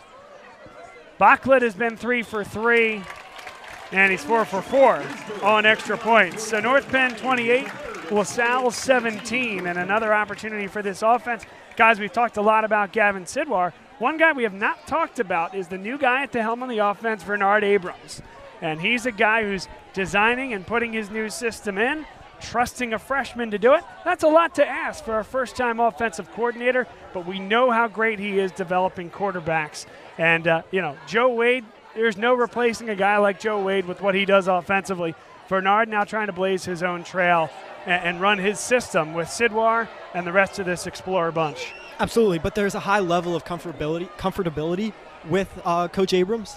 He's been around the program for a number of years, so it's not completely new, completely foreign to any of these guys. And I think that's why you see 17 points in the first half. It hasn't been bad offense thus far for the Explorers. It's just been the defense and the special teams that really you ask some questions of. Number 39, Ryan Bachlet to kick off for the Knights.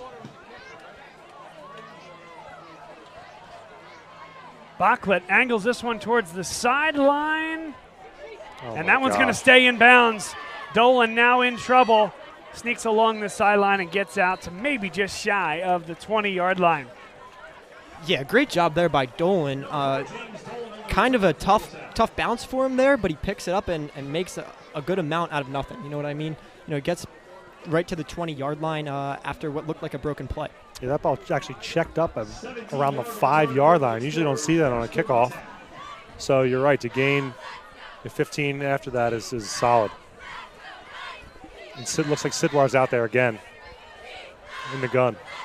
So he took over on the third drive of the game, the freshman, and he has remained. Now a easy pitch and catch for Henry. Tries to bounce to the edge, makes one man miss, and gets right to that line to gain.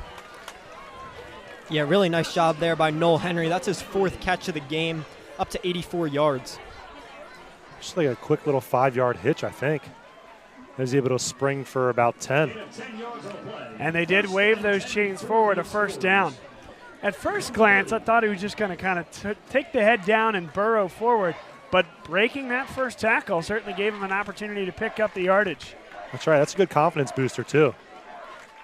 Davis churns those legs forward. He's pulling 3 Knights defenders with him. Gain of 5. Just an impressive showing of strength from Stevie Davis there. Been doing it all game. Yeah, that's another play that it looked like the initial read might not have been there, but a hole opened up, and Davis can just churn those legs for as long as he can, and he picks up 5 when it looked like there was really nothing there. Very important drive for this Explorer team. North Penn's offense, Ryan Zelta. The offense looks pretty comfortable with Sidwar out there, though. It looks fluid, and they've worked on it. Davis, nice moves there, has the first down. Needed 5, got 6. I would feel pretty comfortable if I had Stevie Davis to hand the ball off to, too. He just can't be stopped. He gets those 5, 10-yard gains every time. Yeah, and Davis is on pace for like a 200-yard, 30-touch game, which is almost unheard of at this level. Yeah, those are Timmy Wade, Jamal Abdur-Rahman numbers.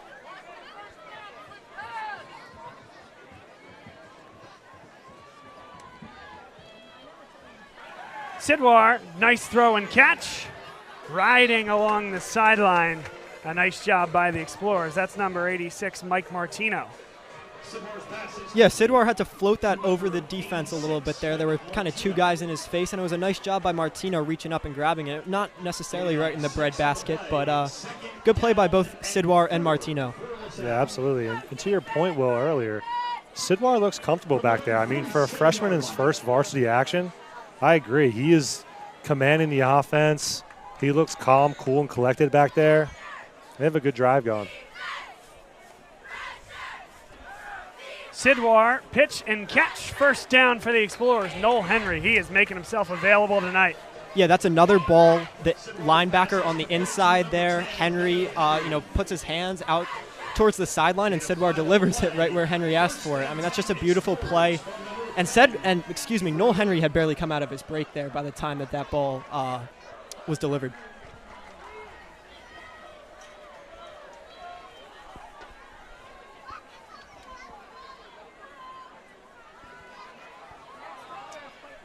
$9:30 to go, third quarter.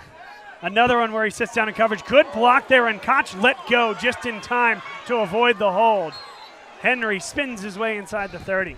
And LaSalle really dissecting the Knights' defense here with short passes to the outside, but our receivers are able to spring forward for some yards after the catch. I mean, we're mounting a great drive here. Sidwar's delivering accurate balls, and the offense is pretty much clicking. Yeah, Noel Henry now with 6 catches, 105 yards on the day. I'm turning into a John Koch fan here, guys, as well. He laid a block, and then as soon as he realized he was going to be pushing in the back, he let go. A really nice blocking wide receiver. Let's see if he can get in on the catching game as well.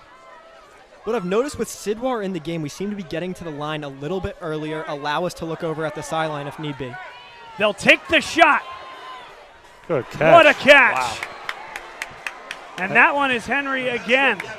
Another good ball by Sidwar. You know, I like that he puts air underneath his throws to give his receivers chances to run underneath the ball. He's throwing his guys open, which for a young player, is super impressive with not that much experience.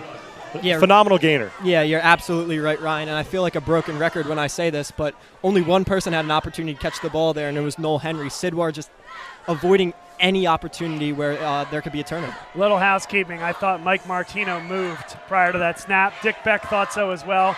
Flag didn't come. Stevie Davis met in the backfield. Taken down. Nice play by Mangini. Lineman down. Yeah, unfortunately, offensive lineman for the Explorers down on the play. Xavier Bryan, number 4, in there on that stop as well.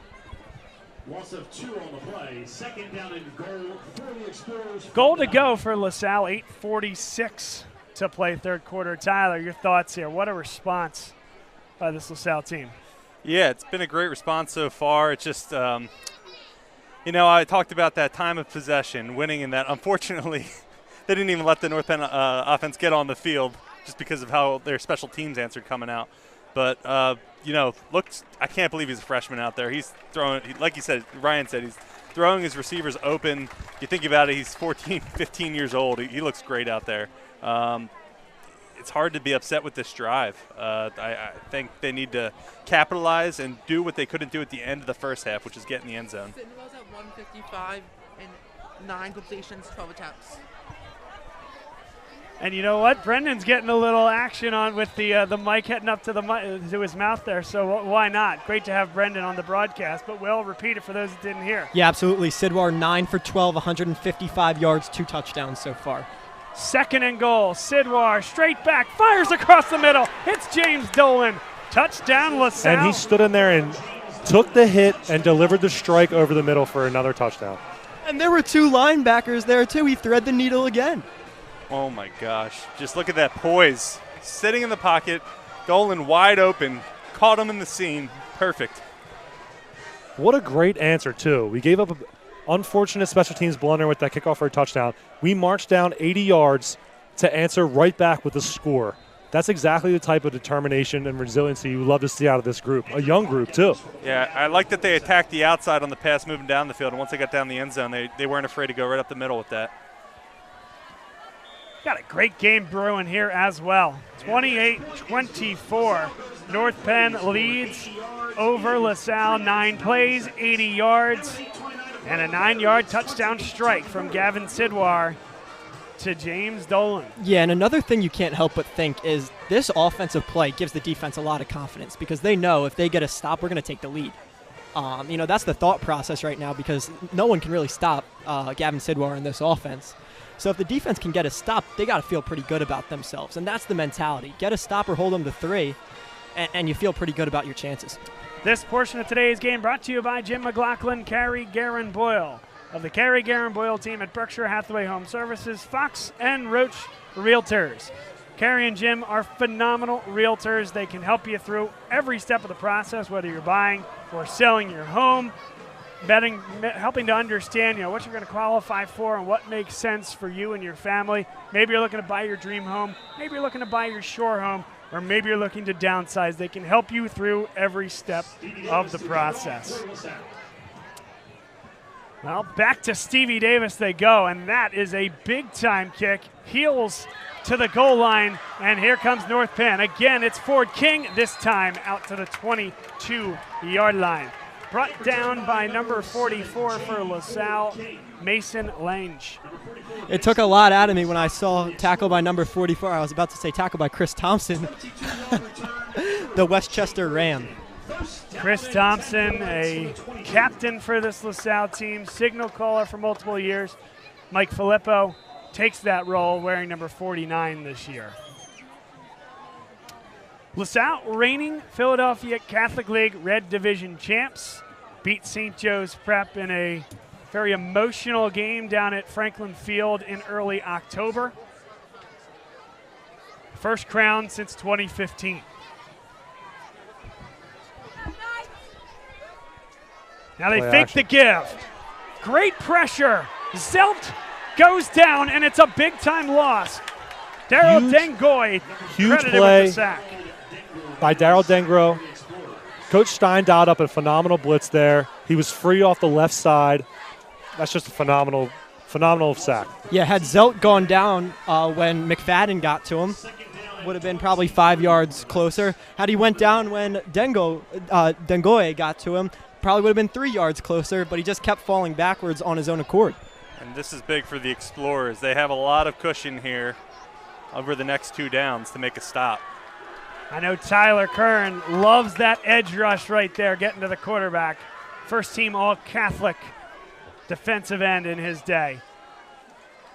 Nice job to bounce off the first would-be tackler. There's a block on Mitchell, and out back to the past the original line of scrimmage. That is basically what you can't do in that situation, but they still have, it's still 3rd and long here. 3rd and short, but still. That's tough. It looked like it was going to be another TFL, tackle for loss. North Penn running back able to skirt to the outside and pick up a huge gain. And you look at the sideline right now, Yazid Haynes, not even close to the offensive coaching staff. He's on the other side of the sideline, helmet off, water in hand. You hope that he's okay for one, but North Penn without their superstar on the field right now. Yeah, it changes the nature of this game, that's for sure. Thought there was maybe early movement there. The flag stays silent. Nice throw and catch. Bryan makes the play. First down for the Knights. I really thought Luke Smeltzer moved on that far side there. And, had enough time in that pocket to wait for his receiver to get open and wide open for a nice gain. That's two huge gains in a row. Explorers can't afford that in a 2nd and 25 situation. In terms of where you at, by the way, a lot of former players checking in. To sample just a few, Sam Brown, Nick Araco, Jalen DeVos, saw Matt Bowes in there. Will, you had some of the other names that had checked in, right? Yeah, I think Luke Hardy, Ryan Moore, Colin Wade, amongst others. Alan Paterzo as well. Had forever to throw, and Matt Mitchell able to shove the receiver out of bounds. That's Bobby Hill, but too much time for the quarterback. Saw some major holding on Dengoy. Yeah, there. Dengoy was unhappy with the lack of holding call there.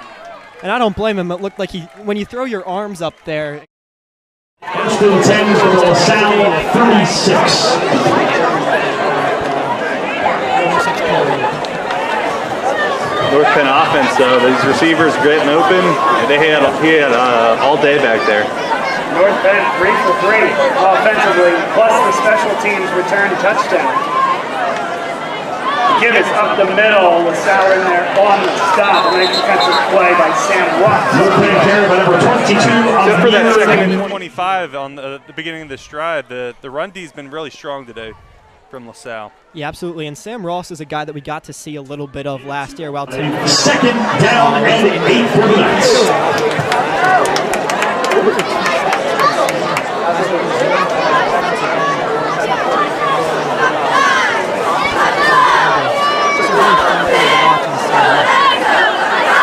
Second down and 8, 5 minutes and 26 seconds to go, third quarter.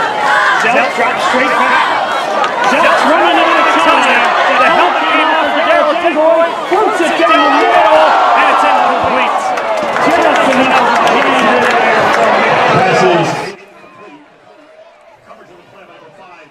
it. Well, number 18, Zelt, extended the play there.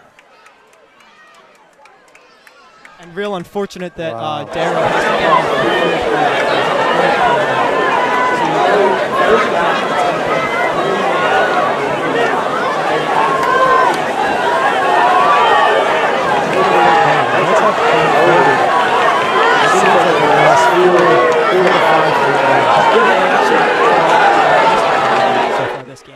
We got to get off the field here. Zelt across the middle. There it is. It's incomplete. Mike Filippo, he Great breaks hit. it up. Luke Cody, the intended receiver.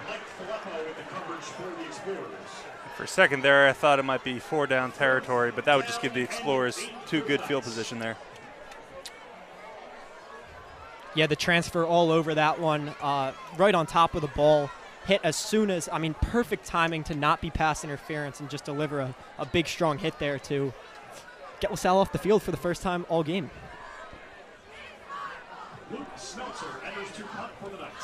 And you got to think there's a lot of confidence on the sideline right now. I mean, the offense is rolling, the defense gets their stop, and James Dolan back to return. First punt of the evening. It's a coffin corner, comes in and into the end zone. It does. Well, good job to let it go, Ryan, no doubt. Maybe that receiver a little deep for John Steinmetz's liking. Heels were about on the goal line when he decided to let it go. And that punt was tumbling forward with some pace. So smart decision. Let it bounce into the end zone. Take the ball at the 20.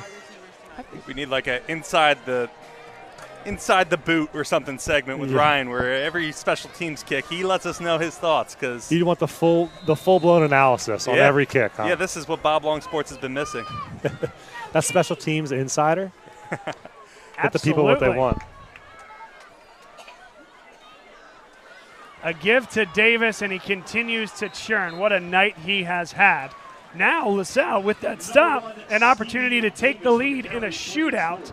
I don't think that's something we expected to see tonight. Yeah, you may have saw this on your TV, but there was a moment there that Stevie Davis got behind Mike Carroll, and you literally could not see him, and then he's bursting ahead. I mean, that's the advantage of a man his size, you know, a Darren Sproles type back, but so physical is Stevie Davis.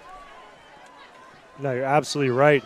And that patience to just wait for the hole to develop and then hit it.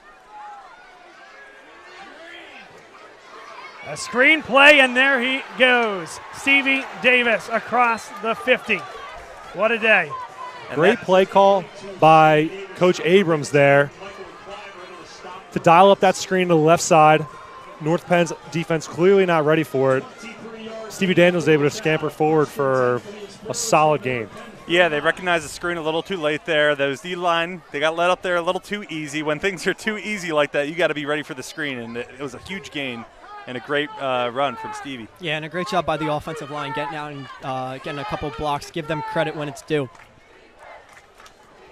3:51 to go. Another long, sustained drive. Multiple first downs here for LaSalle. Sidwar quick across the middle. Henry makes the first miss. Can he get to the edge? He can't.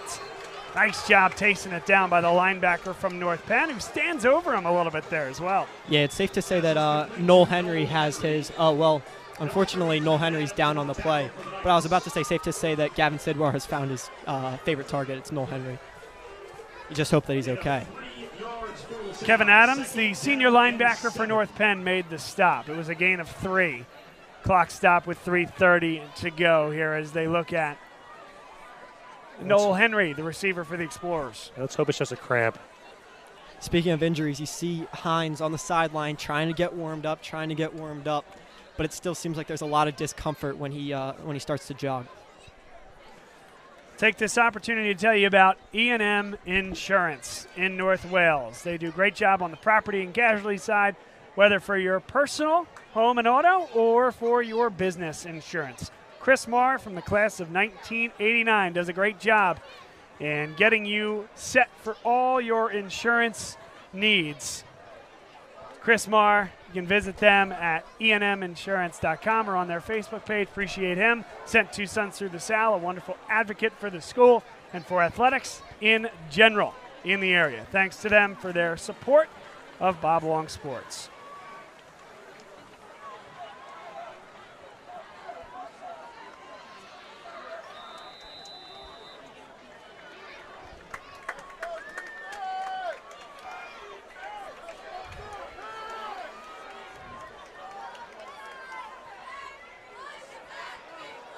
Up the gut, 3rd down and short upcoming for LaSalle. Tyler, very interesting play call coming up here.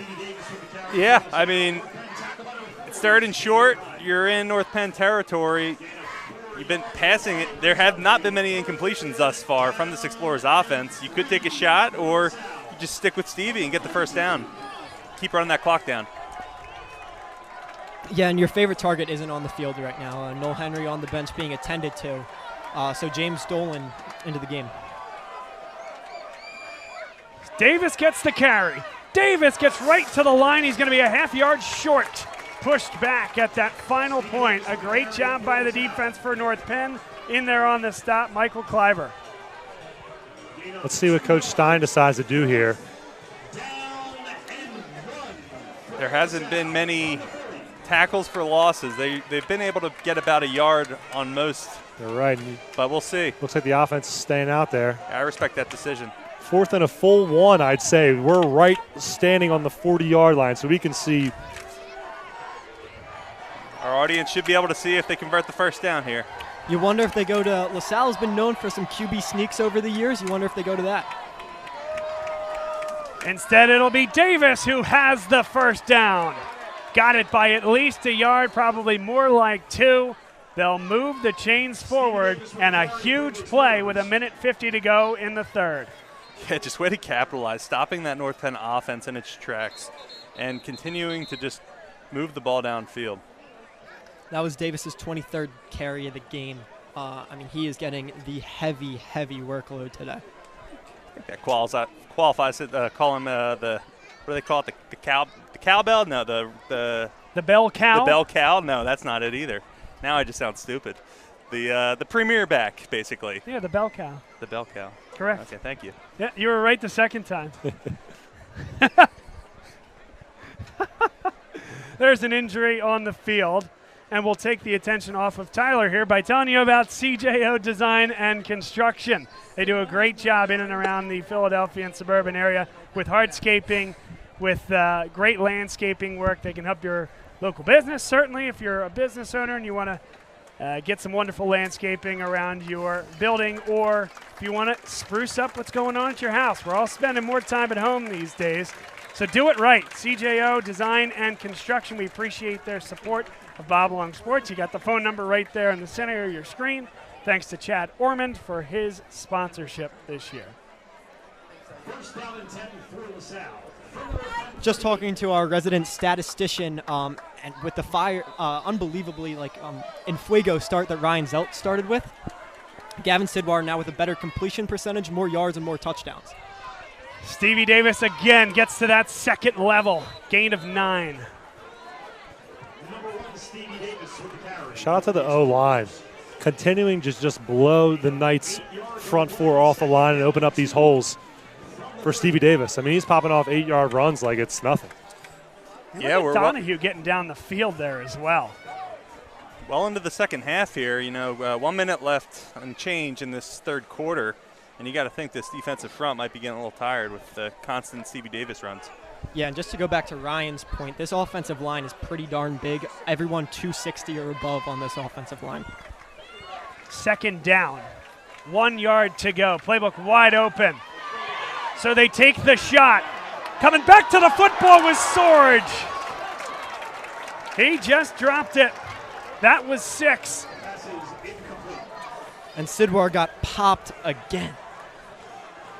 Yeah, Sidwar not afraid to step up into that throw and make it happen there.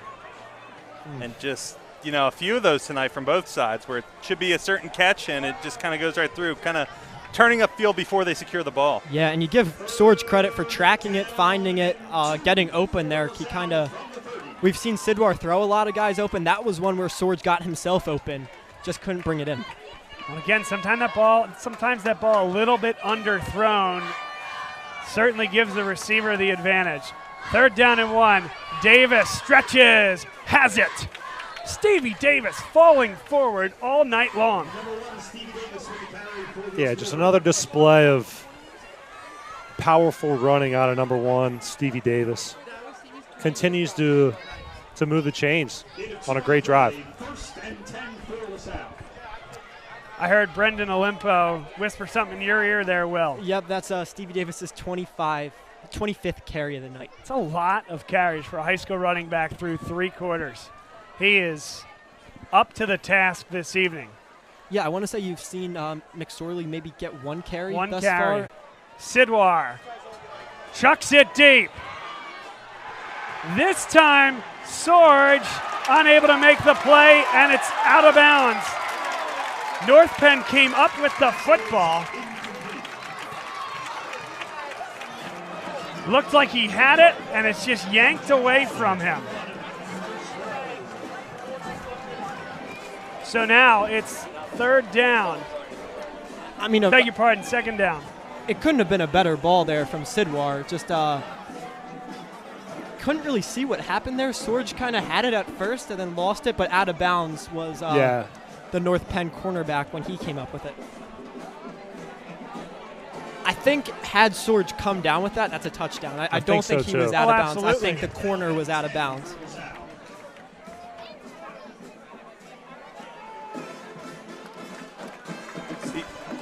Stevie Davis still churning. Second effort. I don't know if they're marking him down at the initial spot, though.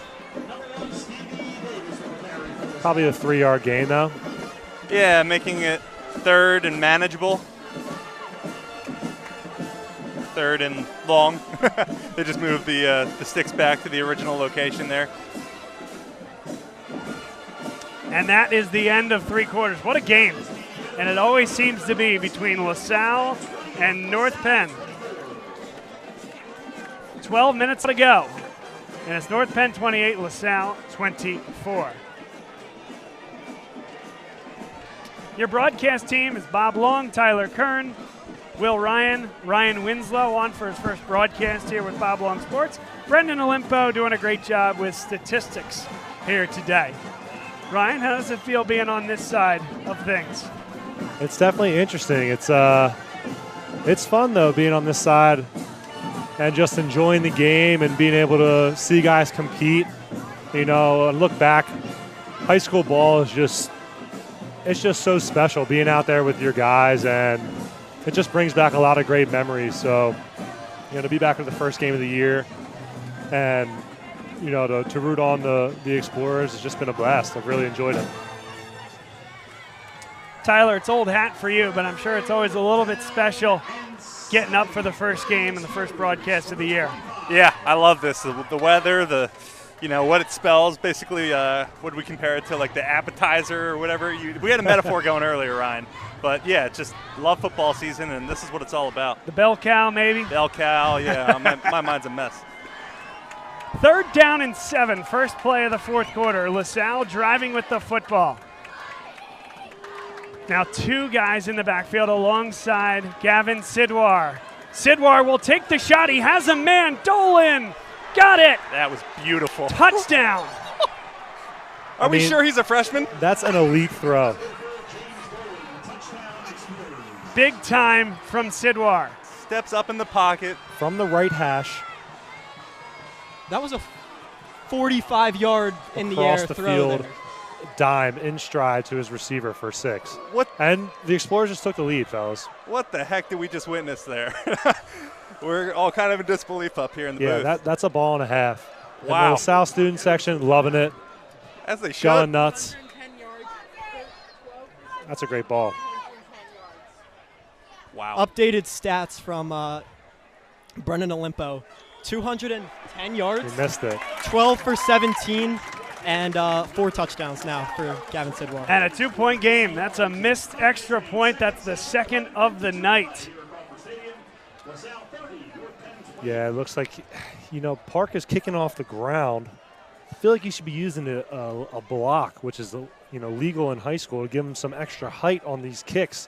That one looked like he just hooked, pulled it outside the left upright. And in a tight game like this, every point is critical, right? Yeah, we're not going to sugarcoat it. The special teams for LaSalle has been pretty poor today. Yeah. Whether it be punt coverage, kick coverage, or extra points, it has been less than par, subpar to that. Yeah, and, something to note, it's obviously the first game action of the year. Traditionally in high school, you have some scrimmages before the first game, but, historically, at least when I played, I don't think we practiced special teams. So this is probably the first time that guys are really covering against a number 1 kick return or a number 1 punt return. So, that inexperience could be showing tonight. But is that you're just right, a time thing, Ryan? In terms of it's a very condensed camp. Yeah, and obviously these guys are practicing special teams every day, and I know Coach Stein puts a true emphasis on it. But true live action is different than a practice setting. Sure. So that could be showing itself here tonight. 11:52 to play here in the fourth and final quarter of regulation. Quite a game we have. Yeah, last time the Knights were out in the field, I think there was a big stop. I think they're out there looking to put some points on the board and make this a ball game. The former Explorers are on board with Gavin Sidwar. Nicaracco says Sidwar with the 2 fire emojis. Ryan Moore, Sidwar is dicing. Matt Bose says that's a dime. Brennan Miller says silence them. Jimmy Dolan. All former players there getting in on the action. You love to see it. And now North Penn. They've had the answer all night long. And that's a big-time run to start things off. Mackay Cuffey continues his great evening. You're right, Bob. They have answered. And they're down now, so let's see how their offense responds. Obviously, a good way to start the drive with the 17-yard gainer from their big back. Yeah, North Penn on these runs, either getting 1 to 2 yards or breaking off 10, 20 plus.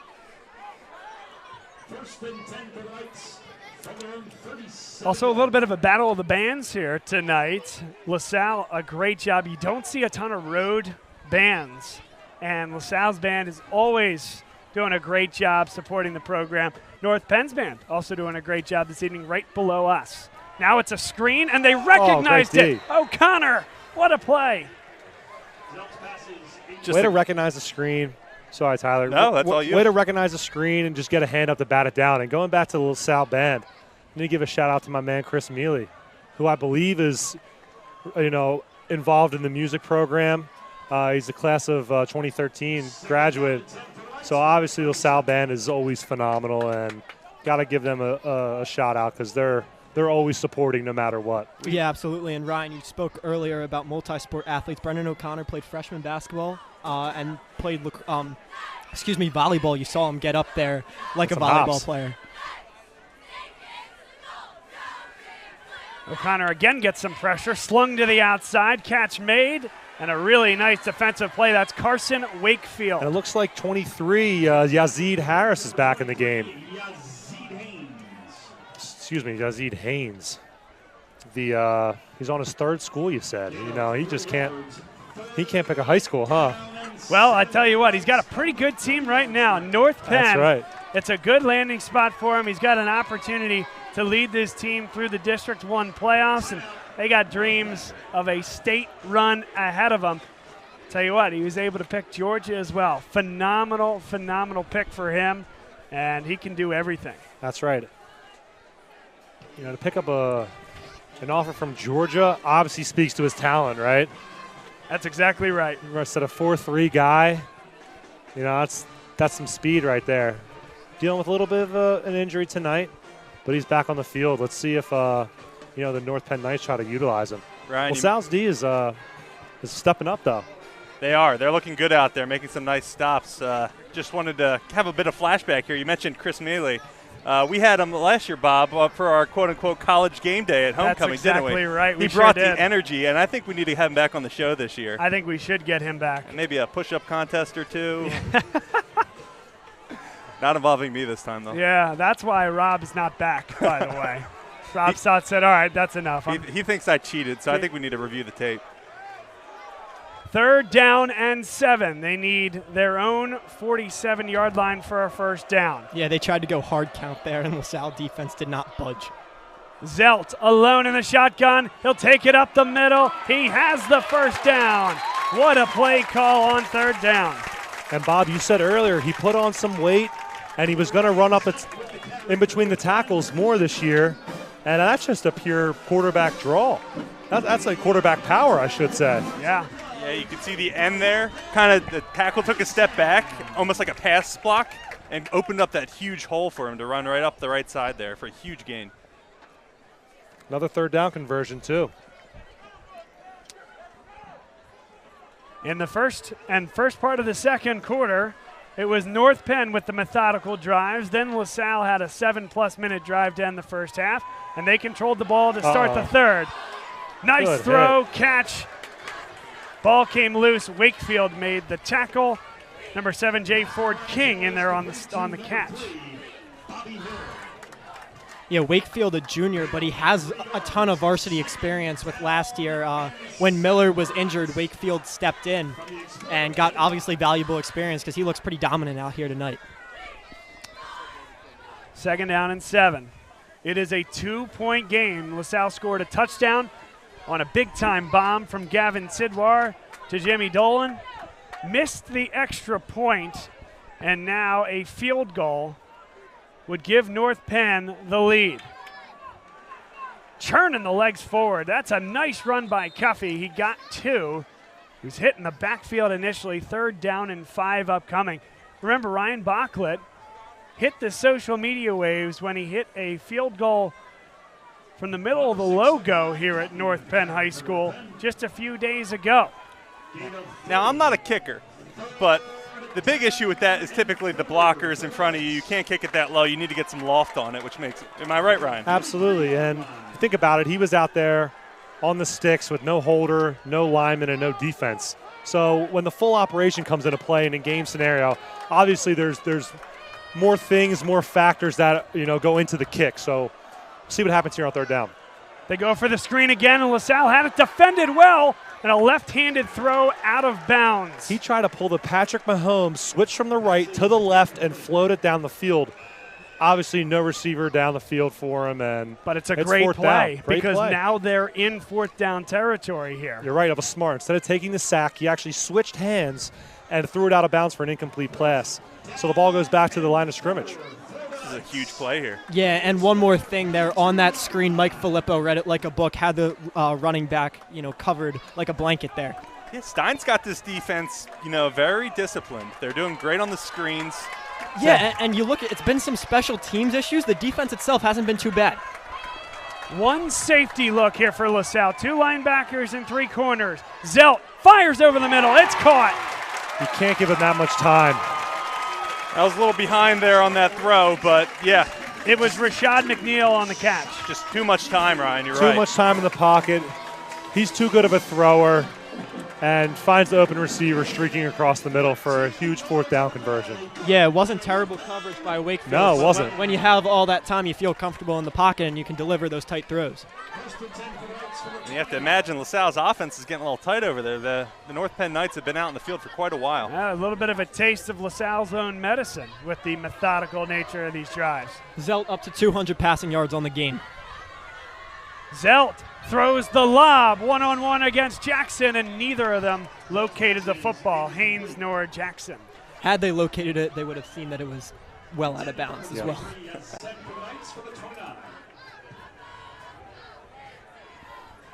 7:57 to go. Well, I know there's a lot of high school football going on all over the state. I think you'd be hard-pressed to find a better football game than this one. I mean, you have quality defense play, even though the score is 30-28. The offense has been incredible. The quarterback play has been incredible. Then the wide receiver play with Haynes and Henry has been nothing short of incredible as well. And the company, at least up in the booth, has been incredible as well. I wouldn't go that far. No. Wow. I think that was directed at me. Timeout on the field. That's good stuff, guys. Well, it's great to be back here. It is great to be at Crawford Stadium. They're wonderful hosts. A big shout out to Don Walsh, the AD here, as well as Linda Law. She's been an assistant here for a very, very long time, does an excellent job getting people what they need for broadcast, getting us set up. It's a wonderful perch. We haven't talked about this yet, just the second year since they redid the turf and redid the press box. Tyler, they did a bang-up job. Yeah, this is great. We have an awesome spot up here, hopefully giving you guys a great vantage of the game. The turf looks phenomenal. There's not much else to say. They did a great job. Yeah, absolutely. And when they redid the field, they took out about 400 seats. The capacity is now 5. I'd say there's probably well over 5.5 here today. Not many seats to be had. Second down and 10. Zelt, he'll take the shot. Has a man. Yes. It's intercepted. That's Mekhi Johnson. Johnson has room to run and is taken down at the 20-yard line. Wow, they capitalize off a little bit of an errant throw from Zelt, which you usually don't see out of a senior quarterback of his pedigree. But fortunately for the Explorers, we take advantage of the miscue. I'll tell you what, if I had to guess, Zelt was just leading his man to the end zone, did not see Mekhi Johnson, the safety. There hasn't been a ton of safety help today. That time there was. Mekhi Johnson picks it off. The only thing there, though, is single high safety on that right-hand side of the field. The receiver was coming to the left. If that ball comes to the left post rather than the right, that's a touchdown. Yeah, I'm curious if the receiver was off or Zelt's throw was a little off, because normally you would think a quarterback like that, experienced guy, makes that throw. Stevie Davis time. Oh, yeah. He jams it up the middle. Davis, nobody's taking him down. What a run. Inside the 40. Well, Stevie Davis seemed to stay warm up on the sideline over there. I was saying they've been out for a while. They might be tight. He looked fresh. You like that break. 43-yard gainer, and he gets up, shows the muscles off a little bit, gets all the boys juiced up. That's what we'd like to see. 7 minutes and 25 seconds to go. The clock is ticking here, guys, and what we've seen on the special team side, you imagine that this is 7 or bust here. Yes. 100%. 3 points doesn't really give you anything here. And that it would set up, getting ahead of ourselves, a very important extra point as well. You're right. One-on-one with Sorge on the near side. Great play there. Drawn up by Bernard Abrams. Executed by Stevie Davis. Wow. On the pitch from Sidwar. Touchdown LaSalle. And that is 6. What a play call. Another look. Stevie, the patience, and then just turns on the Jets. How about the block from Sorge, too? Send him out of bounds. It's 227 rushing yards for Stevie Davis on the game. He's putting up video game-like numbers. And I think we're just breaking North Penn's will at this point. I mean, to come down, have a 2-play drive, 80-yard drive, I mean, I think we maybe just broke their spirit. Now here, the all-important extra point. A lot of time left. Andrew Park makes it a 2-possession football game. Wow. Stevie Davis. It's not a coming out party. He was the guy that was ready whenever Sam Brown needed a blow. But taking over, it's tough to replace the Philadelphia Catholic League MVP, Ryan. Stevie Davis making his claim for it. Absolutely. Well, any question marks about him being able to be the premier back this season have been answered tonight. I mean, 227 yards on 27 carries. I mean, he's putting up unbelievable numbers. Shout out to the O-line. You got to give those guys credit always. They're just clicking on all cylinders. Yep, so more stats from Brendan Olimpo. 28 carries, 8.46 yards per carry. Wow. Doing my math, that's a yard or two shy of 250? Yeah, I believe he's at 227. 237, excuse 37. me. Excuse me. Wow. Wow. That's wild. And honestly, the offense has really clicked in the run game and the pass game, too. They've played complementary football, which is always nice to see. That's pretty cool. You score the tutty, and then you go out and kick the ball. That's pretty impressive. If you read the tea leaves and you read some of the media articles that were out this week that predicted this game, okay, the going opinion was that if LaSalle was going to win the game, they'd have to keep North Penn under 17 points. Wow, okay. They didn't anticipate LaSalle winning a shootout. And a lot of questions are being answered here. It's a brand new offensive system with Bernard Abrams. It's a freshman quarterback. It's Stevie Davis taking the ball 30-plus times. Yeah, in the second half, 20 unanswered points. You saw that once that offense got going, the defense could, get a little confidence. And a muff punt. Kick, excuse me. That's huge. Ford King nowhere inside the to 10-yard line. 6:45 to go in the fourth quarter. And how about the freshman J.P. Oates there all over it? I made sure to capture the student section getting a little rowdy for you, Ryan. Yes. They're bringing the energy I out. absolutely love the student section. Yeah, they look good in all blue. They do. To kind of rival the all white. And in the second half, the visitors have been a little bit louder than the home team.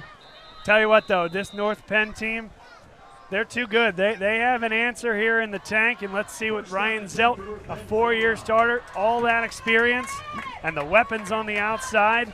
Let's see what they can do. A big-time opportunity with 6:44 to go. That's right. Let's see how they respond here. This is going to show if they have any toughness and grit. See if they can claw back. And Daryl Dengoy running them back into the end zone. Maybe gets a half yard when forward progress was stopped. Cuffey on the carry.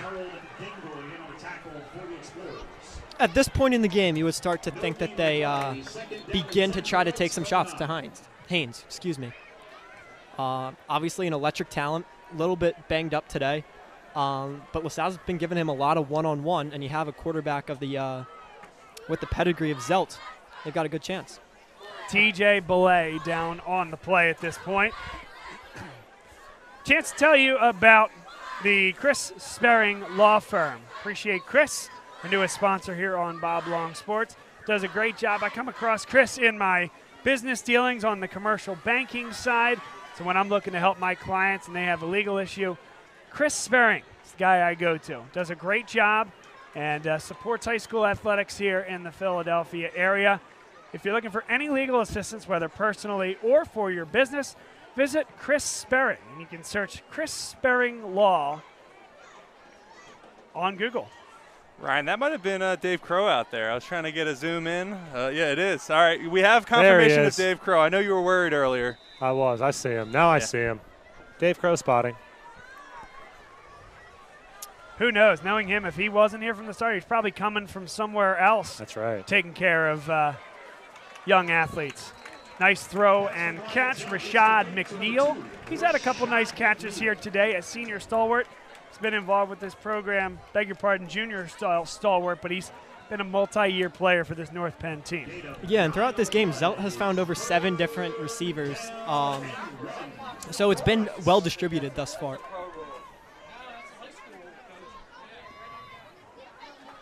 Big third down. 3rd down and 2. Clock stopped on McNeil getting out of bounds. Zelt scrambles, fires to the outside. Haynes makes the catch. Late signal there from the official, but a really nice job. Have to play off a guy like that when he's a big play threat. Put your foot in the dirt and get to the sideline. That was another one of those late break plays where the ball's already out by the time he gets into his break. Just a really, really nice job, nice route run by Yazid Haynes. First year these guys are working together, as we've noted. The chemistry is there.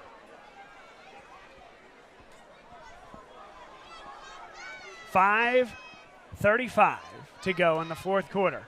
It is a 2-score game. 6 on the play clock as Zelt takes the snap. Zelt has time, fires over the middle. That's a heck of a throw and catch. Inside the 45. In between two LaSalle defenders, too. Luke Cody on the catch. Yeah, just not much of a seam, but he found it. Excellent camera work by Tyler Kern, if I may add. Yeah, you really got the trajectory of the ball there, Ty. That was nice. Your second calling. Well, I don't know. I've had some misses tonight, so B- so far. Never get too high, never get too low. That's right. Zelt up to 254 passing yards on the game. Under 5 minutes to go in the fourth quarter. Zelt again with great time. Has a man open. Just couldn't find him. Cuffey. He's taken most of his snaps out of the backfield, and that time had a shot. It would have been a tough catch, but Zelt gave him a chance to make the play. I'll tell you what, as this team develops this year, North Penn's going to get that timing down, and they're going to have some scary deep threats. And they have some scary. We've seen that tonight, but if they get a little more on that timing, they're going to be a force to be reckoned with this year.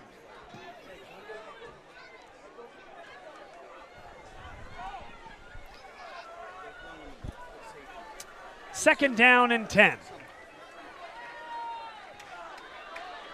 4 down linemen for the Explorers. Linebacker brings extra on the blitz. Wills got there, and Dengoy finishes him off. Another look. Wills on the blitz, and that disrupts everything. A huge sack by the boys. Yeah, just look at all those gold helmets. Loss of 7 yards in the play brings up third down. Now the biggest play of the ball game thus far. Third down at about 17, 18 yards. 4:15 to go. Don't need to get it all right here, but, make it fourth and manageable.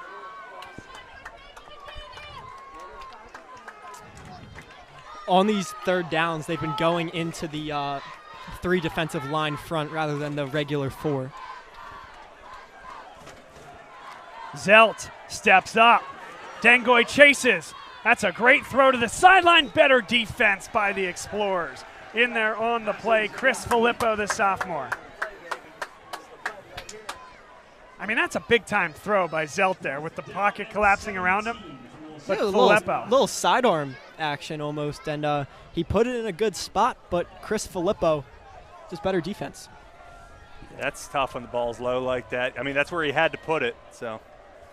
What do you think? Return to high school football, Ryan. There's some high-level football going on both sides here. Absolutely. I've been impressed with the quarterback play, the defensive play from both sides, and it's been a fairly clean game, too. I mean, sometimes first game of the year, refs are out there. You can be a bit sloppy with penalties, but, it's been clean so far. It's been phenomenal to watch. Wills again brings extra on the blitz. Zelt steps up. Throw and catch. Haynes. Ball. It's going to be really close. Wow. Fourth and... He might have got pushed over the line. It's right at the line to gain. I think it's also a fairly generous spot.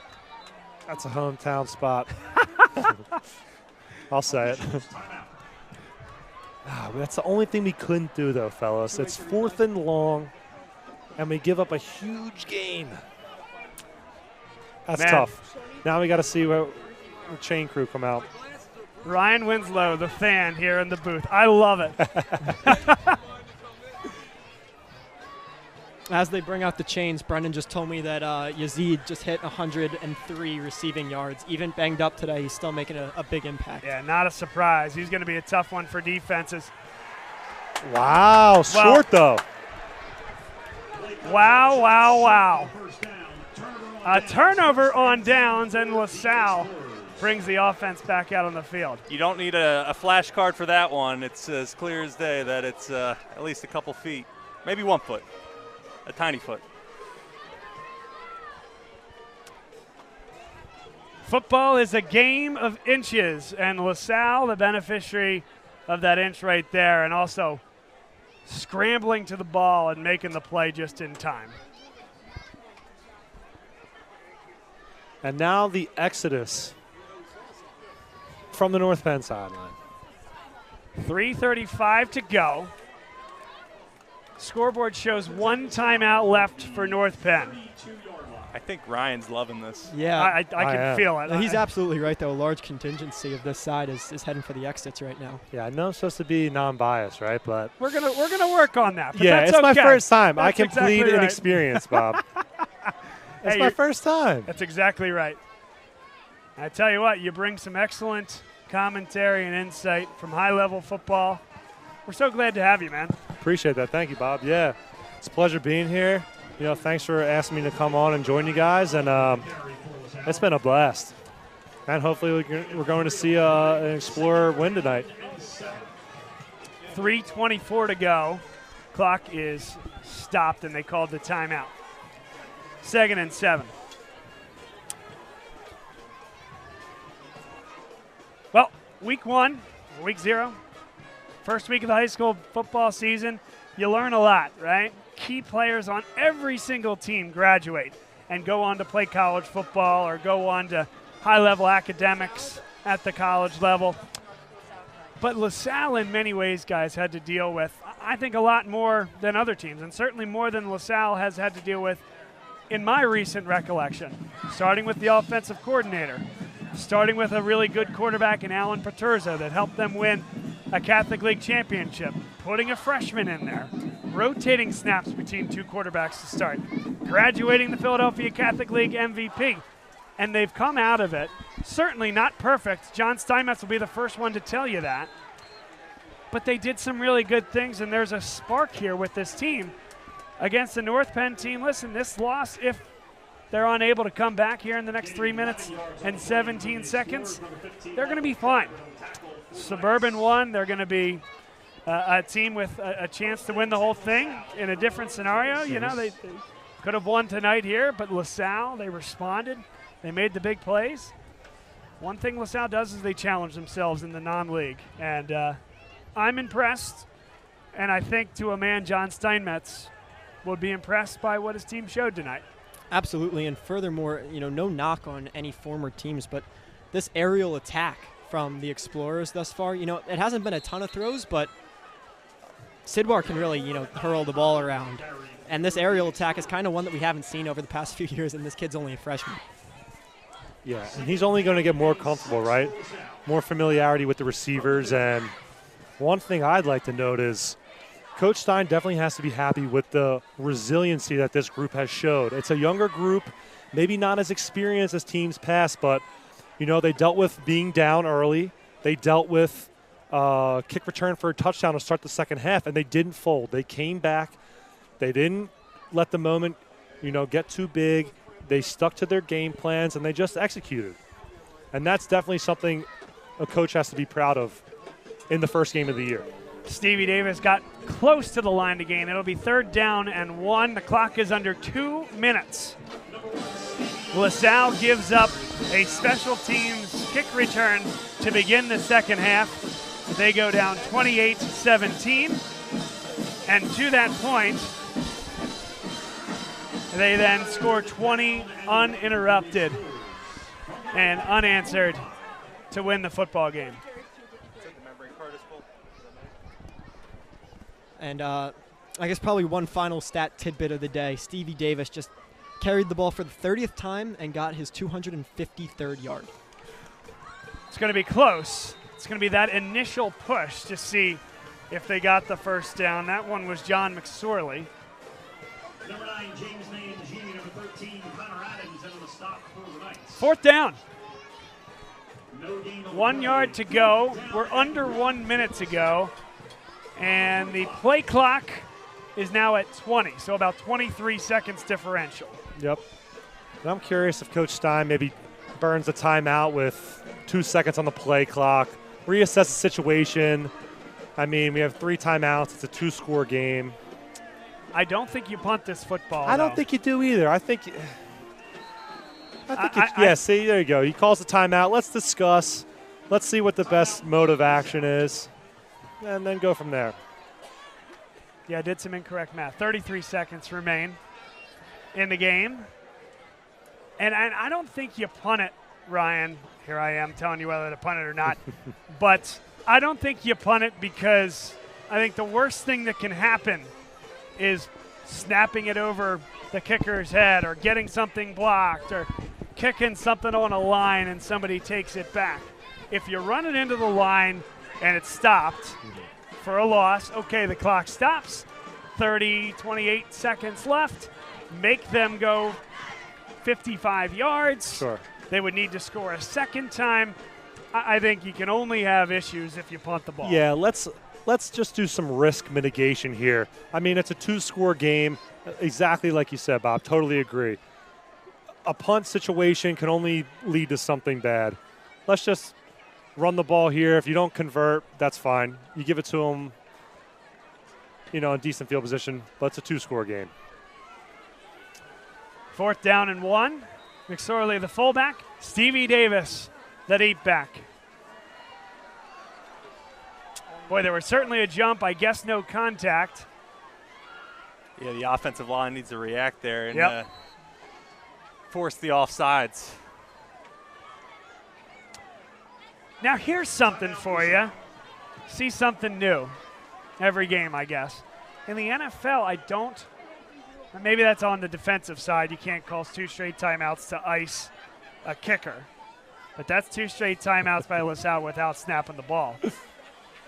Suppose that's within the guidelines, within the bounds. That is true. I'm trying to think if I've ever been in a situation where a coach has iced his own kicker. That would not be good. Didn't Dallas do that a few years ago? I think so. I feel like I know a situation where that's happened. But, yeah, they're just talking it over. There is a play I've seen. Oh, my goodness, they're bringing the punt team out. All right. And it's Nick Remish, the 3rd-string quarterback. See what happens here. And he got a look in the camp over the summer as well, as, he had a shot to compete for that job. Just catch it and get it off here. That's all you have to do. And that is a good-looking kick. It bounces into the end zone. That's no problem for the Explorers. Uh-oh, got a little bit of a tussle. A little extracurricular activity. There you go, 2-4. Young Chris Rocco. Jogging off the field. No need for a dumb penalty now. So the ball will be placed after the touchback. 26 seconds to go.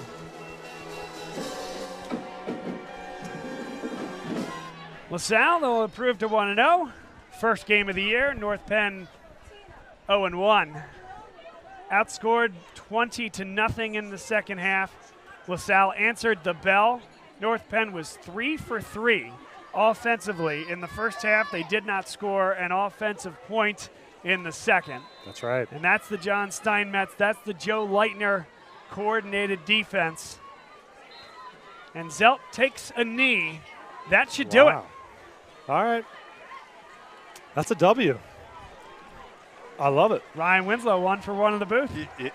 Yeah. Hey. Get up in the booth more often, Ryan.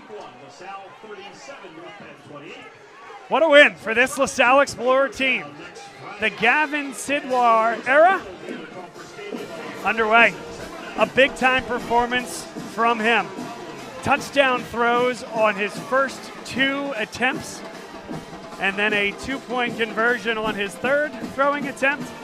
Added another one to Sorge, a 4th one to James Dolan, and the freshman, a coming-out party for him. You're absolutely right, Bob. I mean, the LaSalle offensive staff has to be fired up about Sidwar. I mean, to come in as a freshman, know you're going to split some time, and just step up and perform like that, you have to be super impressed with that guy. Give credit to the rest of your teammates, though. I mean, the offensive line made it easy for him. Stevie Davis with 250 yards on the ground obviously opens up the passing game a bit. But overall, I mean, you just can't speak enough of Sidwar and how he just handled the situation, looked confident, looked poised out there. It's just a great win any way you chalk it. It's tough to pick a player of the game. There's Davis. There's Sidwar. Yep. Daryl Dengoy was disruptive on the defensive line. I'm going to put that responsibility on Will. Yeah, I was going to say why not go with the co-players of the game because it really is tough to pick. But I think you got to go with Sidwar. I mean, the offense completely turned around when you put Sidwar into the game. You're right. Slow first 2 drives, and then you end up with 486 yards of total off. And a lot of that was Sidwar and Stevie Davis. Stevie Davis, obviously, over 250 yards of total offense. I mean, just a really good game from the both of them. But Sidwar gives the team a lot of confidence going forward, right? This team can compete with the best of them. There are obviously some questions coming into the season, like, hey, who's our quarterback? How are we going to look with a new quarterback? And I think Sidwar answered a lot of them. Yeah, you're absolutely right. Now you have the alma mater, which I think is one of the coolest traditions of going. I mean, there's just something special about it. It's the brotherhood. It's what LaSalle's about. And all the students up on the rail. All the students on the rail. It's just a really cool tradition.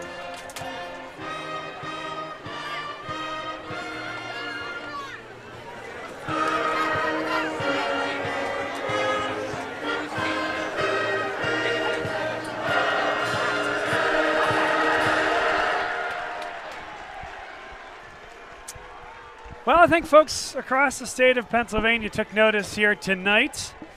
I would argue that the going opinion was that North Penn was more ready, more experienced, more veteran. I don't even know that that's an opinion. A lot of that's true. They are experienced. They are veteran. And LaSalle, a young bunch of guys with some youth and in the key spots, but some age where it really matters, right? On the offensive, on the defensive line, those things controlled many aspects of the football game. Tyler, your thoughts on what you see tonight and, hey, what it means. I mean, we haven't even hit September yet, but you have to have some takeaways from this one. Yeah, they're the obvious stars of this game, but like you said, the offensive, the trenches looked good today. I would say LaSalle did win the time of possession battle, and there were some hiccups on special teams, but they can clean that up. This is the first game of the year. After that first drive, kept it low in the penalties, which is important, and honestly, just looks like a very disciplined team for how young they are. So. Honestly, I'm excited. It's going to be a good season, and I think we have a lot to look forward to here. Will Ryan, your defining takeaway. Yeah, absolutely. First half, not super smooth, but you get some confidence with Sidwar going in there, and that first pass to Swords just, kind of the vibe of the game changed, right? The offense was struggling a little bit. They got lucky with that punt situation, and then Sidwar delivers that, beautiful pass to Swords, and you're like, okay, we got a chance. LaSalle has a chance here. And from there on, that's when the defense gained a little confidence. I mean, other than that special teams touchdown to start the second half, it was stifling. So, I mean, you look at the confidence that Sidwar kind of instills into this team, and then the reaction from the defense, kind of feeding off that confidence. It was a total team effort. Ryan Winslow.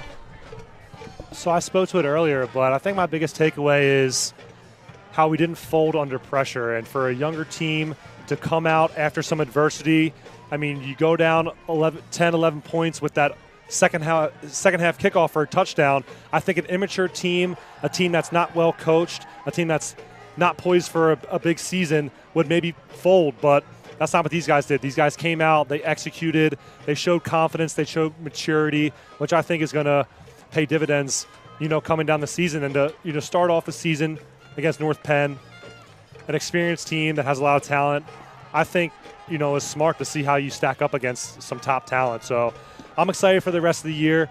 Bob, I appreciate you having me on the broadcast. I had a phenomenal time, and it was awesome to see an Explorers win. So great night. Great to have you here. Always welcome. You can find a home up here in the booth with us. I really want to thank Brendan, who did a great job all night with stats. Just fantastic, live and in real time. Absolutely accretive to the broadcast. You're also welcome up here anytime you'd like. We'd love to have you.